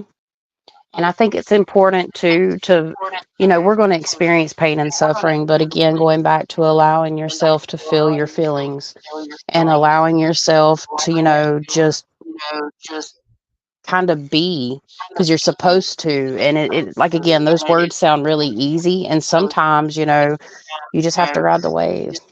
My famous saying, you have to ride the wave and allow yourself to feel, because if you don't, you end up getting shut off and blocked off, and then you missed opportunities on a multitude of levels. The DNR part, that's a personal choice, of course, but either way, whatever decision you make, what's going to happen is going to happen. Yeah, they don't, I've seen people be in comas for years. They're not stuck in their body anyways. They're like on the other side living over there anyways. And they just decide they want to wake up. But for them, it's like this. For here, it's like years. So just keep that in mind. Like when you're in a coma, a lot of times when they're in a coma, they're not in their body. They're out of their body, but they're still connected to it. So they can go down the hallway. They can go to the other side. They can go visit. Like they're basically their soul's out of their body, or their soul's halfway out of their body. So when people are in comas, they are on the other side. just living it up. And sometimes they just decide to come back. So if they stay plugged in and they're like, okay, well, I guess I gotta go back, it's still, there's no time. So for there, it's like here, and here it's like, ah, this sucks. There was one show that I watched that I was really surprised about. Is a medical show. I think Raising Hope. I think what. No, that wasn't it. Um, is that it? But she would see. So the guy would see like spirits, like people in comas and stuff. And the end was really great. It was just like it is. Like her husband passed, and she had to go ahead and live her life and raise their kids and everything. So it showed her like growing up, getting old, and when she passed, she was on the other side of the beach, and he was standing there, and he looked just like he does when he passed, and he was like, "Oh, it took you long enough. I've been here for like 5 minutes," and she's just like, "What? It's been years." So I always say it's not fair. It's not fair because there's no time. It's like there, like that there, and here it's like 50, 60 years. Yep. And about the scientific part, like you can't prove anything to anybody, but I have found that I've worked with psychics that have been like, okay, I don't believe in this, but I'm going to give you a chance. And then you have the opportunity to prove them wrong with your gifts potentially. That's been my experience, but also too, if you want to come at it from a scientific perspective, you can like talk about how quantum physics basically can relate to certain spiritual experiences, and that's in we kind of go into that on frequency duality and dimensions, episode 9, season 1 of Lights at Midnight, where I did this big channeling and had reading rainbow moments, and I really want to add to that. Honestly, at some point I probably will add to that, but then you got your ghost hunting equipment too, so it's just really hard to make somebody believe, and they're not meant to believe. And it's like, again, it's okay to be skeptical but not cynical. But I would send them near-death experiences, True. videos, things that they can see, and like have all these people have an experience. They have to be open to want to understand that. Sometimes people are just very closed off until they have an experience that changes their like outlook on things. Yeah. And as far as motivation, it's up to you. Like, you have to make your motivation. Again, this is your soul contract. This is your life. No one can do that but yourself. So, and whether you need to clear out your energy, raise your vibration, a lot of that, we get stuck on that low vibration. When you're stuck on low vibration, that's why you feel like that. You don't have motivation. You don't have anything. You've got to get your vibration up, whether that be meditation, dance, music, doing something you love, watching a funny movie, whatever that may be that makes you feel happy. You got to do it. You got to follow your passion, and you got to get up and go, because then you're just going to get stuck in that low vibration and things aren't going to get better. You have to do that for yourself and realize. And if you don't make a choice, spirit will make, or the universe will make that for you, and it might not always be what you want. They might make you move. Like I say, sometimes if we don't move, they force the move. Mm-hmm. Yep. And then telekinesis, can our minds make things happen around us? In my opinion, yes. There's certain things that we set in motion through our intentions, right? That can make things happen in reality, which I think is related to telekinesis. But there are some people, like I'll tell you a brief story about my grandmother. She swears up and down, and my mama has too, on the same. So her mom, my grandmother said she focused her intent on a window, and it eventually, like for 30 minutes, it closed, right? Okay. Well, my mom went a step further and said that when she was early age, around the age of spiritual accountability, which I consider to be about 11 or 12, but it varies from person to person, that she would get really upset at like my great grandmother that was watching her, and she would literally make the door close. Do I have any proof of that? Absolutely not. But I do believe in a certain degree of telekinesis. And why does that happen? Because our energy is strong. Mm-hmm. Intentions is the big thing. And we're made of energy, right? So like we can affect energy around us, and we can manifest things. It's our mind is powerful. We forget how powerful our mind is. Like, we can create stuff. We can bring things into existence. So it's kind of in the astral realm too. Like, that's a whole different ball game. I've made a lot of things happen into, like, it's kind of like the astral realm, but the different realms. Like, I make energy things happen when I clear spaces.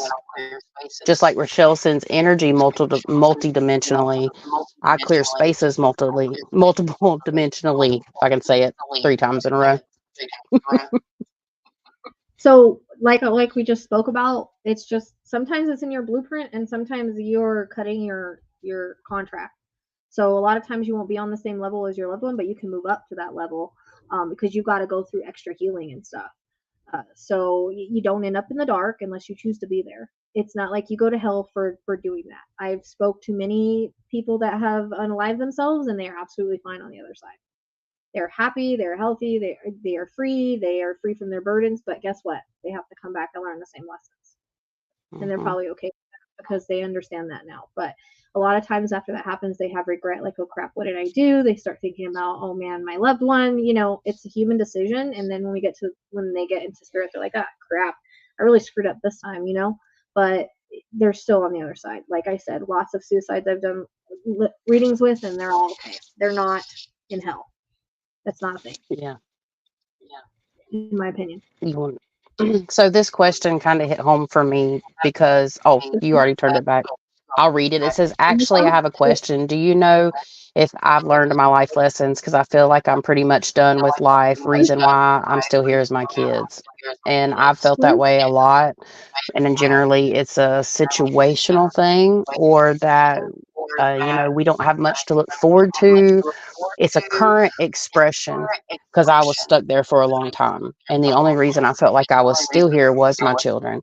But with my spirituality and everything growing, like, we all have a purpose. And if you're still here, you have not fulfilled your contract. And I would highly suggest trying to make things that make you happy and raising your vibration the best way you can. And you do that through happiness, through love. You may have a blockage in your heart chakra. I think I'm saying I'm sorry if I pronounced it wrong, but there definitely could be some chakra blockages that are kind of assisting in this feeling. Plus, I mean, I don't know how old you are, but there could be different transitions in life astrologically that could help with that too. Yeah, sometimes our astrological transits have a lot to do with what's going on in our life right now, and sometimes it's, like I said, it aligns with our blueprint. So sometimes it's harder. Nothing is good all the time. Nothing will ever be good all the time. We have to have a balance of up and down, good and bad. That's just the way that it is. We can't learn otherwise. We can't learn from life being peachy all the time, and sometimes we do choose easier lives, and sometimes we choose harder ones. I think it's like one of those things where sometimes it just depends on what we want to learn. But energy healing is always great for that. Finding your way again, changing your mindset, starting to think positive. You got to get out of that negative thought process. Reaching out for help if you need to. Excuse me, Neil. Okay, then there's this one. We were talking about that because I saw black when I went through my experience. So a lot of times they didn't really leave their body.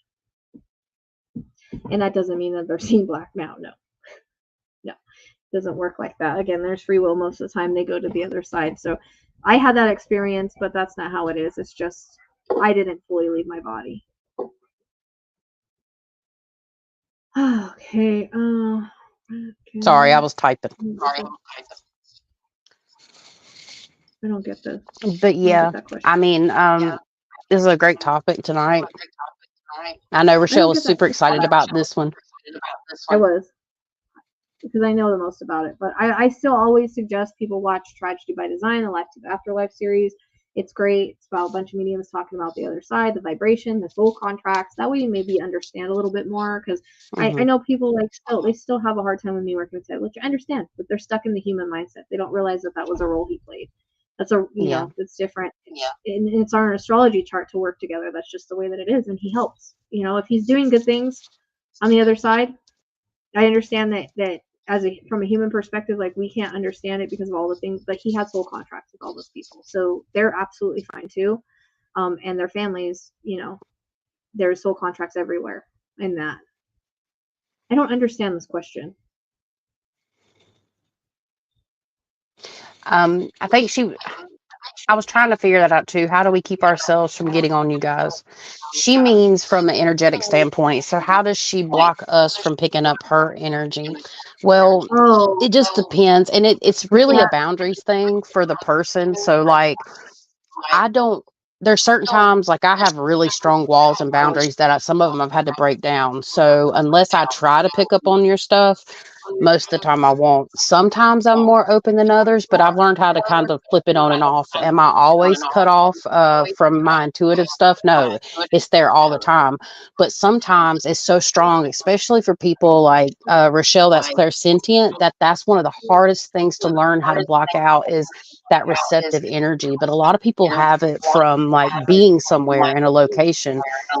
So I still get clairsentient stuff, but I don't get it as much unless I'm well, I'll get it while I'm channeling in and I'm open. But like her and Emily the Fine Art Medium, they just have such strong clairsentient abilities that they're just picking it up. And I mean, it just depends on how I don't open you care. are. And Rachelle is wide open. It doesn't bother me. I like Yeah. feeling high when I don't. No, I'm just kidding. Like, Yeah. it doesn't bother me. I had something I can't really say right now, but I'll tell you later. No, it doesn't bother me. I like I say I like to feel things, but I'm weird, you know. Yeah. And I don't really pick up like people's emotions per se. It's more like their pains and things like that. Like I don't Yeah. really feel like I don't think I noticed that I pick up like if you're sad or whatever. Like sometimes I can feel like, hey, you feel a little down to me, but it's not like I pick it up in the way like I'm sad, you know. Um, I feel it differently. Like it's mine is mostly pain and feeling high when others are high. Yeah. Yeah. But yeah, definitely. You guys don't really affect us too much. And, you know, it's part of our purpose. And if we're feeling it for a reason because we're connecting with your energy. And honestly, right now, I feel highly vibratory. Like giving y'all this information and having y'all show up and give us support really like is an equivalent energy exchange, like Rochelle says. And it makes me super happy. Now, like, you know, other Right. things like my back and stuff's killing me or whatever, I can deal with that, right?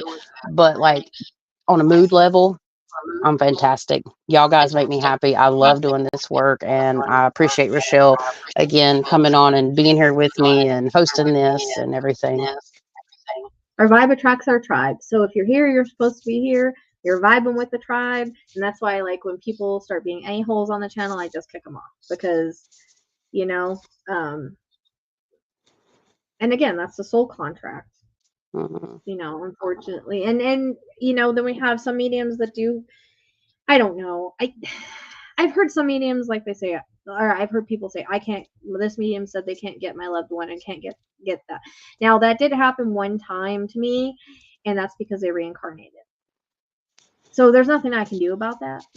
If they reincarnate, if they're not coming forward, and it's been like 60 years, more than likely they've reincarnated. And because usually that's about the time frame they reincarnate, so you can't get mad at me for that. I had someone get mad at me for that, but I went ahead and brought through somebody else for her. So sometimes that will happen. If they're just not on the other side, they're not on the other side. But when it comes to this, I don't know because I've never had that problem with addicts. And It again, depends on the medium and how strong their connection is. There's so many variables. well, on the other side though, he wouldn't have that. He wouldn't have the negative things. So it doesn't matter if he tormented mom or not. That was their soul contract together. Yeah. So that's what they chose to go through. So when he hit the other side, if he was in the light, he wouldn't have the negative emotions unless he needed like some time to heal. But he would still be able to come through even if he was like in a healing mode. Because I've pulled people through that were in healing modes. Yeah. So, And it just depends on the connection too. Sometimes spirits, you can get more of like their life when I'm channeling for past relatives.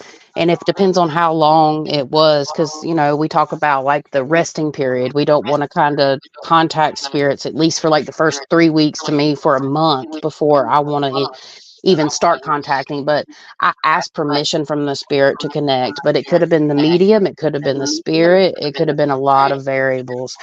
Um, And that's crazy. You're born in your parents' kitchen. That's awesome. I don't know if it was like a quick birth or not, but if you can't figure out your time of birth, the best time is just to put it as dead middle of the day. You can ask your mom or your dad or a family member that may know, were you born in the morning or were you born at night? And then take from like 12 p.m. to 12 a.m. and like split it in the middle. That's what I've had to do during certain situations. And that, I mean, it won't be, it'll still be very accurate. There'll only be some things that are off, like the moon might not be in the right sign because the moon transitions every 2.5 days. And then we have our void of course and all that kind of stuff. How do we work on learning if we have abilities? Well, it depends on a lot of things. That's again, I offer a reading that talks about different things. Rachelle teaches classes sometimes. I plan on teaching classes. There's a bunch of information on our channels, and you can learn about it that way.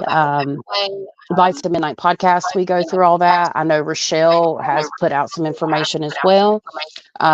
Or you could take classes if it's not just with us. There's tons of people that offer classes and do real research, and you can learn different ways to kind of handle that and discover. So there's this question right here.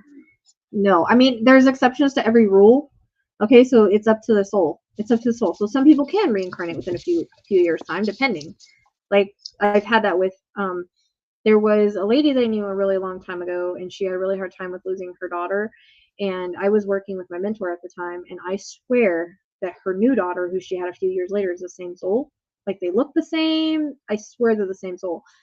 My mentor said the same thing.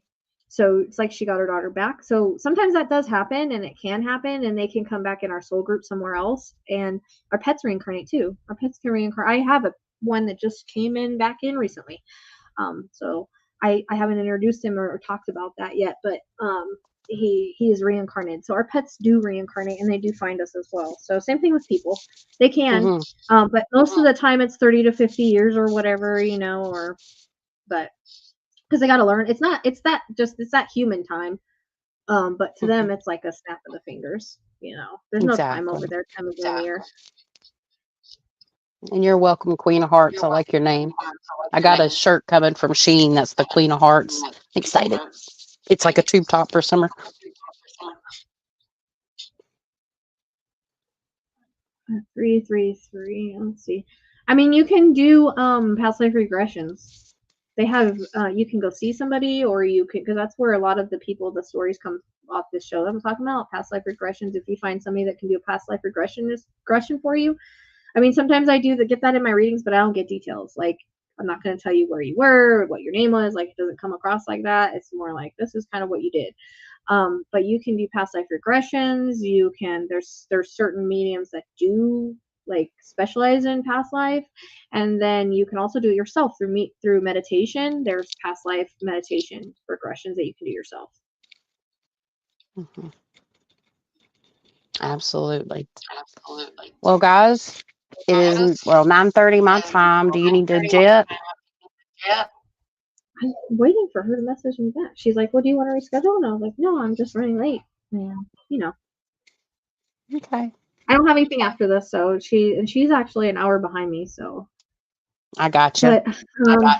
We appreciate you. We'll be back in probably 2 weeks. I don't know what's our next. Yeah, it should be on Thursdays from now on, unless Rachelle or I have a reading. Rachelle has her stuff booked out way more in advance than me. I'm kind of going week by week right now, with exception. And now would be time for any shameless plugs that you want to throw out there, maybe about your group-led sessions. Oh yeah. So I have like a spirit-led session. It's $25 to join. That's kind of like, if anybody knows what platform readings are, or audience readings are. I'm no Matt Fraser or anybody like that, but you guys have seen my work, you know how I am. So I just started doing that last year and trying to connect to spirit that way, because that's not normally the way I connect to spirit. Normally I connect to spirit through a picture, but I wanted to try a different way and wanted to try platform. So it's been going really well. So I have, I think, 3 seats left for July 6th, and I'm going out 2 a month unless like I have more time, then I might go back and add more in each month. I just don't know yet, because I don't know what my schedule's going to be. Like something might break and I might get really busy or I might not get really busy. But I think that I do need private readings, but I think that it's kind of slowing down because I think Spirit's wanting me to focus on cases. And I think they're wanting me to focus on cases and do this whole astrology thing for some reason. Like, that's where my pool is. And that's why I've been trying to, like, use my extra time to do it. Plus, all my stuff, like I said, cases choose me. I don't choose them. But anyways, I went off on a tangent. So it's $25 to join that. I got 3 spots left. I try to do 2 a month. And then, again, I might go back and add some. So if you want to do that, the psychicsleuth@gmail.com is where you get a hold of me. If you want to book a private session, all of that is in the box below, the description box. There is a link tree there where you can get to all of my links. So you can get to my you can get to the Facebook group. If you're not part of that group, you can join that. That's really fun. We also have a side chat that we talk about cases and stuff with.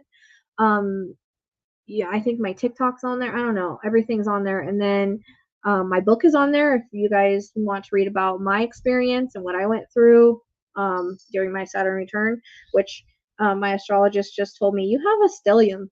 She told me I had a stellium in my chart. And I was like, well, what's that? That's a triple conjunction, right? Because it's on Libra, in Libra. So that's why I'm focused on justice so much. Yep. Chill. The balance. You are the Batman archetype incarnate. Batman. Yeah, could you see Rachelle with Batman? Like, I'm gonna start coming to readings with Batman things. Wonder Woman. Yes. But, you've never seen us in the same place at the same time, have you? Right. You know what? I'm going to try to change that because I got some things maybe coming up. I can't make any promises, but if certain things happen in certain orders, I'm trying to go to the West Coast and I'm trying to travel. So basically, if you haven't seen me before, I know a lot of you guys have and have been here. We really appreciate you coming and supporting us and stuff. I'm Chastity. I go by the Luminary Luna Beams for maybe anybody that's joining late. And basically, I'm a psychic medium and astrologer that specializes in the paranormal and spiritual guidance. So I'm really focusing on like spiritual coaching. I offer services for that. I offer services to help you identify your natural born intuitive gifts. And I'm working on classes right now. I said at the beginning of the video or the live that I will be in Hamptonville, North Carolina on April 13th. If you want to come see me, and I'll be selling my jewelry, my metaphysical products, and hopefully something new that I'm adding to my collection.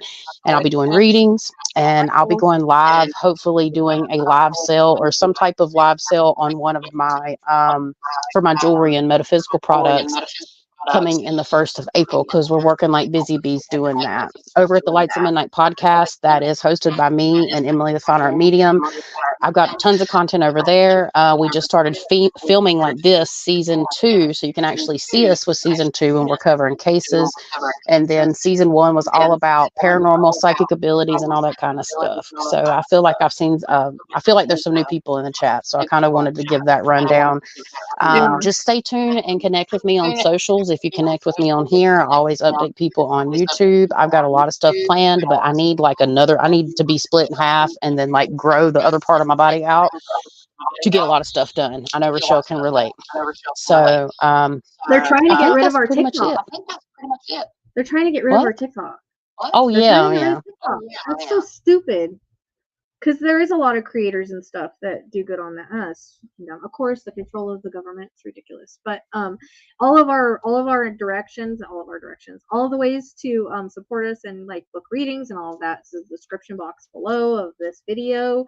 Like I said, the link tree has all of my links in it. If you just want to go there and check out all the links I have, all my merch links are there too. I'm gonna work on more merch on my time off and catch up on some things. I was going to talk to you about that. Yeah, and let's see. Birthday, you should be happy because it's another year. You're here because you're meant to be, and just celebrate your celebrate your life. Celebrate the fact that you came in here. So happy early birthday! Yeah. Happy birthday to all the Pisces and Aries. Yeah, and happy belated birthday to all the Aquarius and Capricorn. Yep.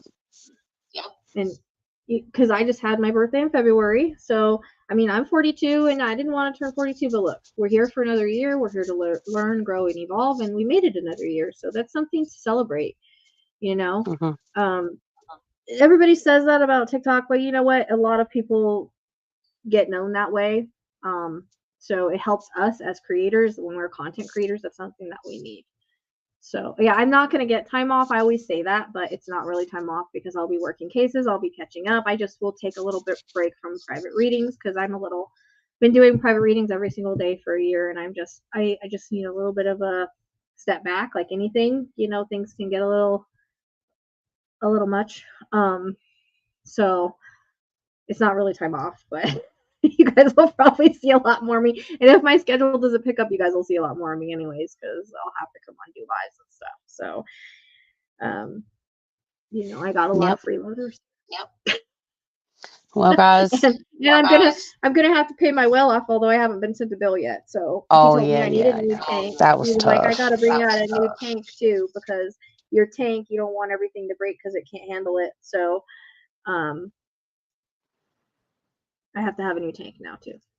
So, but he's not really worried about anything, so I'll figure it out. My son just turned 19, and I can't believe it. 19 is a tough age. So tough. Yeah. I don't hurt him that much, but as we grow up and learn and evolve, it's his soul path. I gotta let him live it. I brought him into this world. I made the soul contract with him. Now he's got to go and find himself, just like all of our kids. And that's why I always tell people, everybody's always like, I'm worried I'm screwing up my kids. As long as you're a good parent, as long as you're doing your best, they have their soul contracts too. They have their life lessons they're going to learn. You can't control that. You have to let them go and do what they're meant to do. And as long as you teach them, teach them the way and teach them to be a good person, that's all you can do. The rest is up to them. So, but he doesn't live here, so that kind of sucks, but I just don't hear from him very much. So he just turned 19. I can't believe it. I try to go back to when he was a kid, and so enjoy your times when they're babies, because I don't even remember. It flies. Time flies. Looking back, Y'all are very welcome. Yeah, thank you for being a part of our channel and if you guys haven't subbed over to Luminary Luna Beams, go ahead and go do that. She needs some subs. We need to get her some subs. I really would appreciate it. Thank you so much. Yeah, that's why she's I've got her up here. I'm trying to get her seen. World needs to see her. So we're the same vibe. We always vibing with the tribe. So, and you guys are vibing with the tribe too. Yeah. So I hope you guys learned a lot today. I hope you learned a lot. Just make sure that, again, that you guys, if you want to know more about soul contracts and life to the afterlife, I totally suggest that. It's free on YouTube. Just type in, I posted it on my community page, but if you type in Life to the Afterlife, it'll show up, or Life to the Afterlife Tragedy by Design, and it'll tell you about the other side. It'll tell you about soul contracts, basically everything we said here, plus a little bit more. It's where I kind of learned a lot besides what Spirit taught me. So, and I think once people understand that we are here for a purpose, and it's a school, and we all have soul contracts, that maybe, and we don't see ourselves as victims and stuff, maybe we will change our outlook, and we can get away from depression and all of that, because again, you chose this, no matter how hard it is, no matter how many times you want to quit, on a soul level, at one point, you decided you wanted to do it. So you can kick yourself in the ass and then keep going. And then when you get to the other side, you'll understand why you did it. So, her channel is Luminary Luna Beams, right? But again, all the ways to reach her and follow her are in the description box below. But you can just type in Luminary Luna Beams and it should pop up. And what's the other channel with the information about the afterlife you just shared too? What, the channel? It's the one that with the afterlife information. It's Life to the Afterlife, and it's called Tragedy by Design. So we're designing our tragedy, but great. I've seen it several times, and I always think I pick up more. I actually started watching last night to refresh my stuff to teach you guys today. And then there's I died, now what? So then they talk about what it's like on the other side. And these are from people that have experienced it and whatnot. And then there's I always suggest near-death experiences, those are always really interesting. And I just posted a link too that had a few stories about that. So yeah, my book, everybody says it's amazing. It's got 5 stars. I'm trying to get that published, but I haven't been able to pay them. So fortunately, it's just on Amazon for now. But it's got 5 stars. So everybody really loves it. They really learn from it. And the link is again in the link tree. So all the ways to support us down below my link tree, you should be able to get to everything. I tried to make it all in one spot, you know. She just, my astrologist friend, she says, you'll hate this, but your nodes actually indicate that you should be more family oriented than business oriented in this lifetime. You might actually marry again.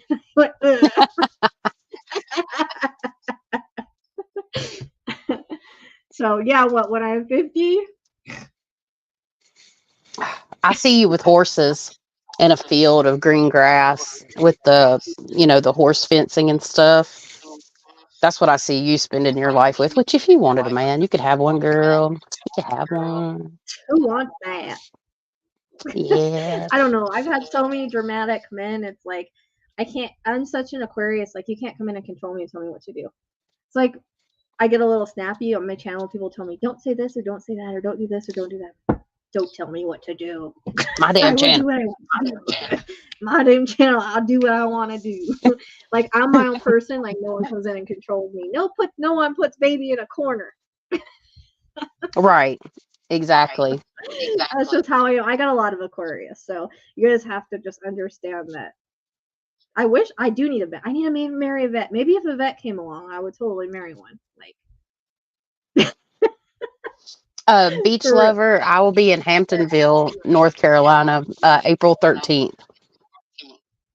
And Becca Boo, if you're still talking about my link, I'm not sure which link you're talking about, but it's in Rachelle's comment section. And you can, if you just search Luminary Luna Beams on Google, it'll be there. You'll see it in a couple. The SEO is pretty good for it. I don't know if you're talking about that or the Afterlife thing Rachelle's been sharing. Yeah. It really helped me like change my perspective and understand soul contracts and stuff. And I always suggest, especially if you're going to be on this channel, because like I said, I bring in Ted, and it's because we have that in our astrology chart to work cases together. If you want to see the astrology, it's pretty intense, but he has his own playlist at the Ted's playlist. There is astrology in there, and it is freaking crazy. It is crazy. Like there's so much energy that comes off of our charts. It's nuts. But it's literally like we are supposed to work cases together, and if I call on him, he comes. I don't know. It was the most amazing thing I saw yesterday, and I know it's hard to understand from a human perspective, but again, that was just his role he played. He's different. He's got a good soul on the other side. He's already been healed and all of that. So when Sebastian was standing in the dark, I said, Ted, can you come get him and take him into the light? It was weird. It was kind of weird. It was like he was here in the dark, Ted was standing in the light, right? And Ted walked into the dark, grabbed his hand, and led him into the light. And it was the most beautiful thing. And then they were standing there in the light together, like smiling. It was amazing. Like, it was amazing. So, the other side is all love and forgiveness and all of that. That's what we have to remember. So that's what you love about me, that I'm just like, this is my channel.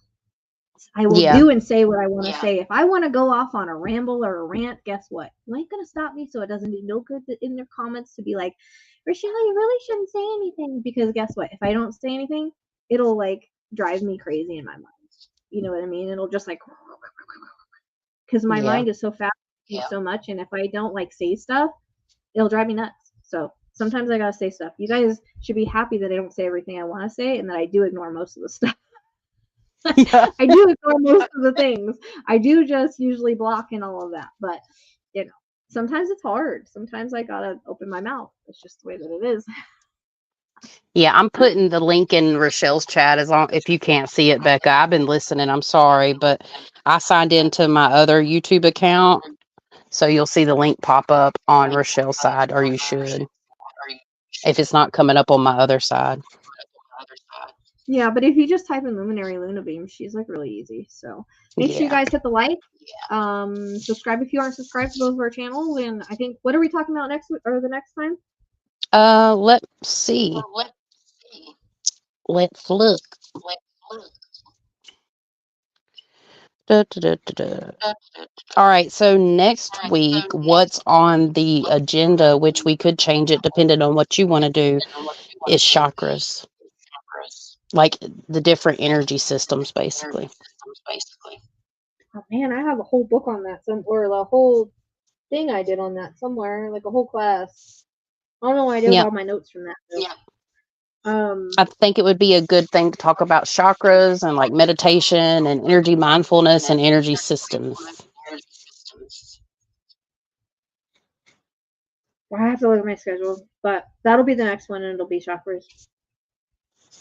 I don't know a whole lot about chakras. I just know that it's like our chakras have a lot to do with our body and our ailments and energy and stuff like that. I always clear my chakras before I work, but you know, sometimes we have blocked chakras, we have issues, you know, that's basically all I know. But I don't actually have to do research. Well, I mean, we cover general information anyways. You know, we don't have to get super deep into them, but just making people aware. We want to make you guys aware of each chakra and that there's different chakras and kind of what they're for and stuff like that. And it'll be a good general topic, I think. And then we can talk about meditation and kind of dive a little deeper in our experiences. I think it'll be really cool. Kundalini. We should talk about Kundalini too, because that goes with the Kundalini, and that goes with the chakra stuff. Mm-hmm. And you're probably more well versed on that.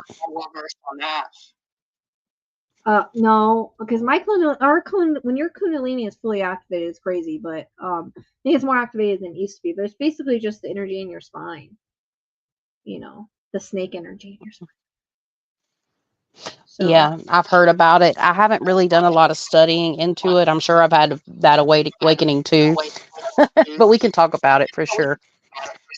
And Tracy, my clock doesn't move. She said the clocks are going forward. Mine doesn't move. Everybody else does. So I'll be Pacific starting next week. But that's just because I don't move. Everybody moves with me. Yeah. It kind of sucks because then I'm like 3 hours from my clients and so too, and 3 hours from you. But it is what it is. We don't move in Arizona. We don't put up with that crap. We're going to be losing an hour. Nobody tells us to move our crap here in Arizona. We're our own people. Yeah. And you can. We might probably discuss that a little bit about the pendulum and the chakra points. We probably won't go too in depth into that because that's going into the realm of like Reiki and energy clearing, which we might like cover surface level. But yeah, and that's more of a to get into the pendulum is getting into divination, which might be another topic we cover. So we'll definitely lightly touch on it. I'm not great with the pendulums. I can't. Like I haven't had any success with it, so I can't say. I mean, I know it can work, but it's just an extension of you. And if you have your mind, you can't clear your mind. You have your mind set a certain way. Like you can move it with your mind. Like I don't know. Since my mind is never clear, maybe that's why.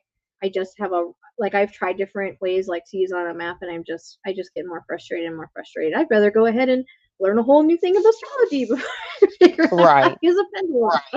Just because I've tried the pendulum, and doesn't seem like totally accurate to me. Like where I described this body was more accurate than the pendulum was. So like the opposite. Yeah, everybody's different. Some people are much better with a pendulum than they are with receiving the information. So it's just one of them things. It just depends, man. But yep, thank you, Rachelle. I've got to go tinky now. I'm sorry, TMI. I'm late. So we love you guys. We'll see you next time. And thanks for hanging on. I hope you guys enjoy learning. Find my thing. Where's it at? Love you guys. Oh, I have the viewer discretion advised up. I didn't change that. Oops. It's probably always viewer discretion advised with me in the chat or on the video. All of them. I'm like reserved on this. Yeah, I think we all are. Bye. My balls didn't go on. Okay, bye. Oops. Wrong one.